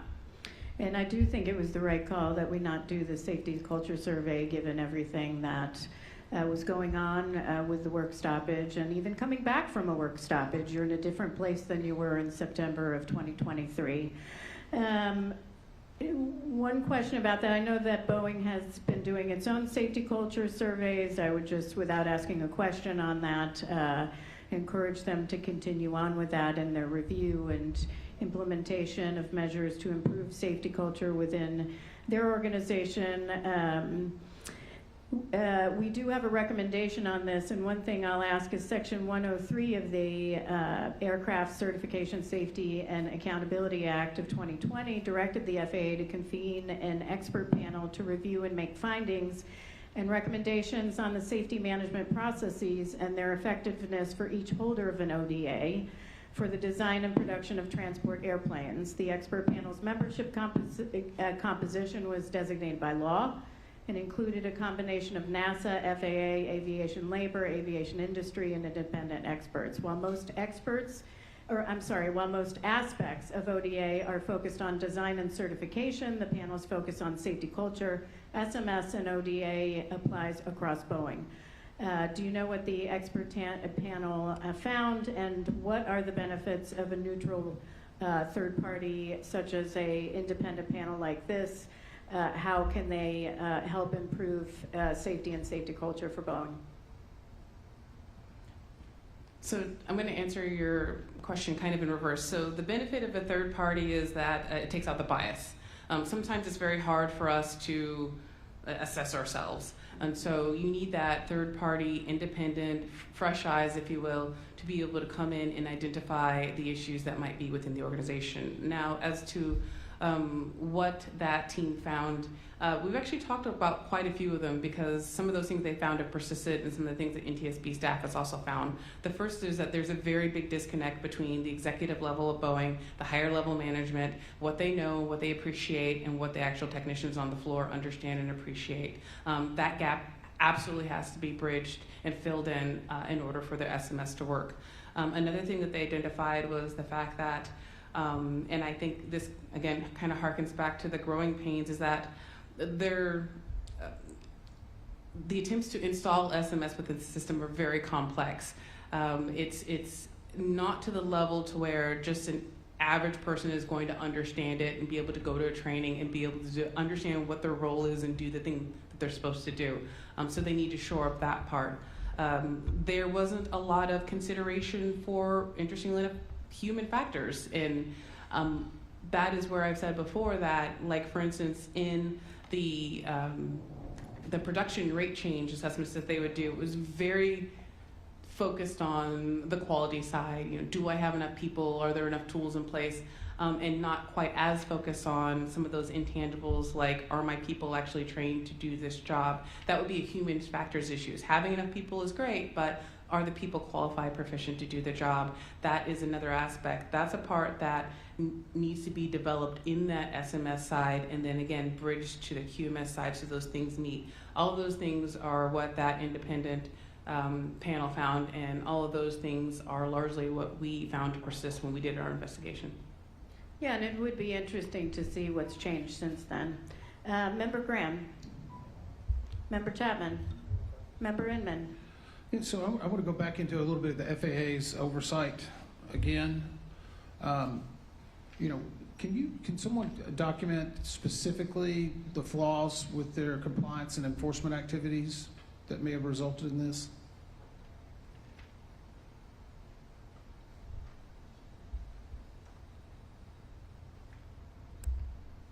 So based on staff's investigation, there were a lot of issues with regards to the removals and what they found during the removals. Again, they only had 5 years with regards to keeping all those records. The compliance are basically regulatory violations that they were supposed to keep. So based off of that, they were unable, the work program asked them to look at the previous issues with regards to any systemic issues with regards to the removals, and that wasn't happening, and that was the case that we found that they weren't looking at or auditing the things that they needed to audit at that time.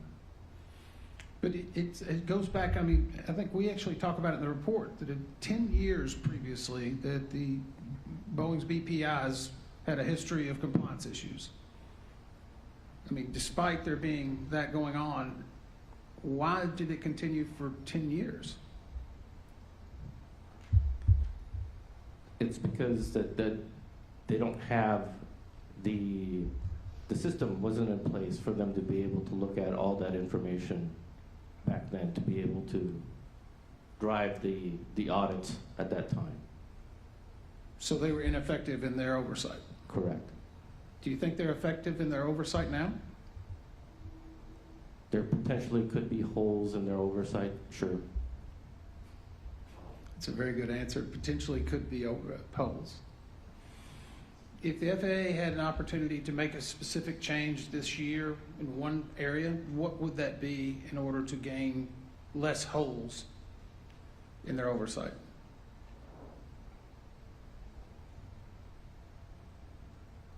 Their risk-based assessment tool needs to be a lot better. So you think that there's a fault in the risk-based assessment? I think that's what the IG found as well, correct? Correct. So it's us and the IG are both recommending this? Correct. Okay. Let's talk for a moment about the Shipside Action Tracker, the SAT. FAA's frontline managers stated in their interviews that parts removal out of sequence are chronic within Boeing's production system. So how does the SAT actually play within the assembly of an aircraft? How does the SAT pick up on chronic issues to be able to identify them?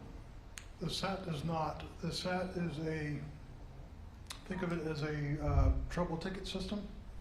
So when you contact IT and say my computer doesn't work, they create a ticket. It's specific, that log is specific to what your problem is. That's the same thing the SAT does. So a SAT in this case there's 5 discrepant rivets that we need to get resolved because it's holding up production or the completion of production.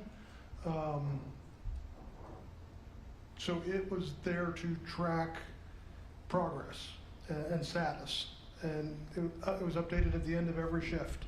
So it went along from flow day 1 through flow day 6, I believe, when the initial attempt to sign off the rivets occurred, and when Boeing quality refused to buy off the rivets, and when they said they had signed off that they had been replaced and they actually had been painted over because he thought he addressed them satisfactorily, that the failure of that buyback is exactly what that process should do. It rejected work that was not satisfactory to the QA inspector. So that one worked, but then it continued on after that from flow day 6 all the way to flow day 10, when it's getting ready to roll out the door and people are saying this is still open, we need help, we need help, we need to get this thing done. So that's what the SAT record showed. But it sounds to me like SAT is a way to get airplanes out the door so they can be sold. No, I think SAT is a way to track a single problem from beginning to end so that you have a conclusion. It's not a documentation of the system. In other words, it's not a manufacturing record, but it is a document that tracks what occurred shift to shift. Okay. Mike had mentioned the move ready process. I also saw that when I was there, where you get to at each flow day they have a banner where they go through certain questions of did this get completed, did this get completed, did this get completed, and then at the end of the day the managers and the rank and file get together, the mechanics, and talk about were all those procedures, was everything done. They won't go through those questions, and then they determine, is this ready to go to the next flow day? They had mentioned that this would be caught in flow day 3. We know this went through to flow day 10. Do you believe that, or do you have some concerns it might go beyond that, or it might not catch it? I just want to. We did not study the move ready process because that was implemented actually after the investigation. What I will say is, I think it's a good start, but once again, failure to document something is very hard to detect. Mm-hmm. So if you don't have it documented that it wasn't done, I don't know that process catches it. Right, which is why you need a design change. So Mr. Cruikshanks, you're up. Boeing intends to pursue a design enhancement for the MED plug door. Can you talk about how that came about? What will the design enhancement do, and where is it in the certification process? So the design enhancement adds 2 pieces of structure to the plug that will prevent it from moving if they're installed correctly, or if they're in position. And further, you won't be able to put the sidewall panels onto the airplane without having those installed. And additionally, they're going to put lanyards on the bolts so that they'll hang there and be visible to a mechanic that had taken the bolts out. As far as where it is in the process, the engineering's been done. Spirit and Boeing are looking at the planning, the production planning process, and submitting it to the FAA for approval before it will go into production. Will that design change only apply to new airplanes, or a retrofit as well? Boeing has told us they intend to issue a service bulletin to retrofit all existing airplanes, and we have a recommendation for them to implement that. Great. And is there, and I shuddered when I asked this question, is there an estimate for how long the certification process will take? Will I be collecting Social Security? The information we have says that it should be start to be installed in the factory in 2026. So it's like a rush certification process. Okay. Well, maybe they're making maybe they've done an SMS or some improvement process for certification that does not take 7 to 10 years. Great. In the meantime, they have these other procedures in place, which is a good start, right? FAA, I do want to go back to them on inspections. What type of inspections and specifically what I'm asking is not necessarily quality system audit, principal inspector audit, supplier control audit. Most people don't even know what that means. I'm not sure I do. I'm kidding. I do. But are these before this accident? Because I haven't really gotten a good answer, not from us, from FAA. Were inspections announced or unannounced? Or both? The answer we got during our interviews, well, they were always announced because they set up with their colleagues at Boeing, time, place, location to meet, and they almost always shared what they were going to look at and where they wanted to look at it. Since then, during the hearing, they said that they will share, they will notify them they want to do an audit, but they're not going to share always what they want to look at or where they want to look at it, so you can't prepare for the test. Seems like an excellent idea. I mean, I do understand the need to have some announced audits, but unannounced can also give you a better sense of what's really going on a day-to-day basis. Okay, Member Graham. Member Chapman? Member Inman? I'm going to actually take a moment, I guess, to put a positive spin on something. And I think we often are caught up in tragedies. I know from the DCA midair, what happened in India, we talk about these tragedies, and rarely does everyone ever focus on tragedies that don't happen. So could someone from the team tell me, was this plane certified for ETOPS?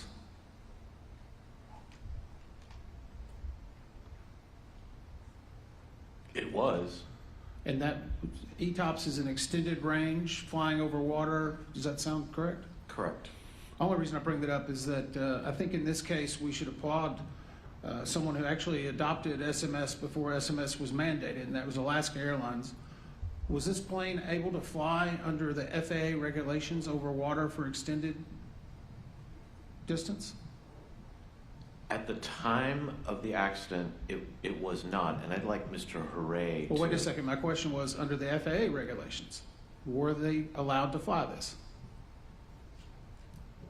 At the time of the accident, the aircraft was taken off of ETOPS because they were flying with a deferred item on MEL. The question is, under the ETOPS program, were they allowed to fly under the FAA reg? Not at the time of the accident, because there was an MEL, they had a deferred item for an MEL which required them to take the aircraft off of ETOPS for that flight. It was a separate item from, from anything that we've been talking about so far. It was they had a fuel pump that was on MEL. I want you to go back and correct it, because I believe, if I'm correct, and maybe I'm wrong, I apologize, you're the experts, their voluntary SMS program had caught this as being a recurrent item, and so through their voluntary SMS program, they pulled it from ETOPS where they could have still legally flown it under their certification. Does that sound correct? I'm sorry, can you repeat that? Under the Alaska Airlines SMS program, they had voluntarily taken this plane off because they saw a recurrent issue, But under the FAA certification for ETOPS, they could have flown. That is correct. So there were two separate ETOPS going, I mean, there was two separate restrictions for ETOPS going on at the same time. One, the FAA would not allow them to fly. One, the FAA would have allowed them to fly, but the airline had taken it upon themselves to do that before they would let it fly again. So in other words, if they had corrected the issue with the fuel pump that was on MEL, they still would have voluntarily been restricted from flying. I'm just trying to compliment. A voluntary SMS system that goes above a regulatory authority is a good one. Is that correct? Yeah, agreed. Okay. All we had to do was get the yes on that. Sorry. If I can interject though, Yeah. Alaska Airlines program is a regulatory SMS, it's not a voluntary SMS. I completely understand, but they actually adopted the SMS before it was regulated. It's more mature, if that's a good way of putting it. It is. Okay. But all Part 121 operators had to adopt full regulatory SMS, I think in 2012? Question mark. It's okay. I just want to call out, there's operators out there that are flying, and I know others that are trying to go beyond the mandated level of safety, and for that we should applaud those, because this could have been a much bigger incident had we seen a door plug over a water or extended range. Luckily it was in Portland and was able to return very quickly. The circumstances we talk about would have been very much different had not the system worked in certain places. Can we get yes to that from anybody? I concur. Thank you. I guess I want to also one quick thing about this removal, and has to do with rig documents. Whenever you're talking about rig documents, this is how certain members of the team learned how to take the door plug out. I guess is that correct? A rig document is an IP that checks the door plug for dimensional flushness. So no, it's not a teaching tool. It's a instruction to measure the door plug to make sure it's got proper gaps centered and it is not out in the windstream. It's underfared for fuel efficiency. But it's the team lead, as I understood it, learned how to do this because he had not been trained from reading the rig documents.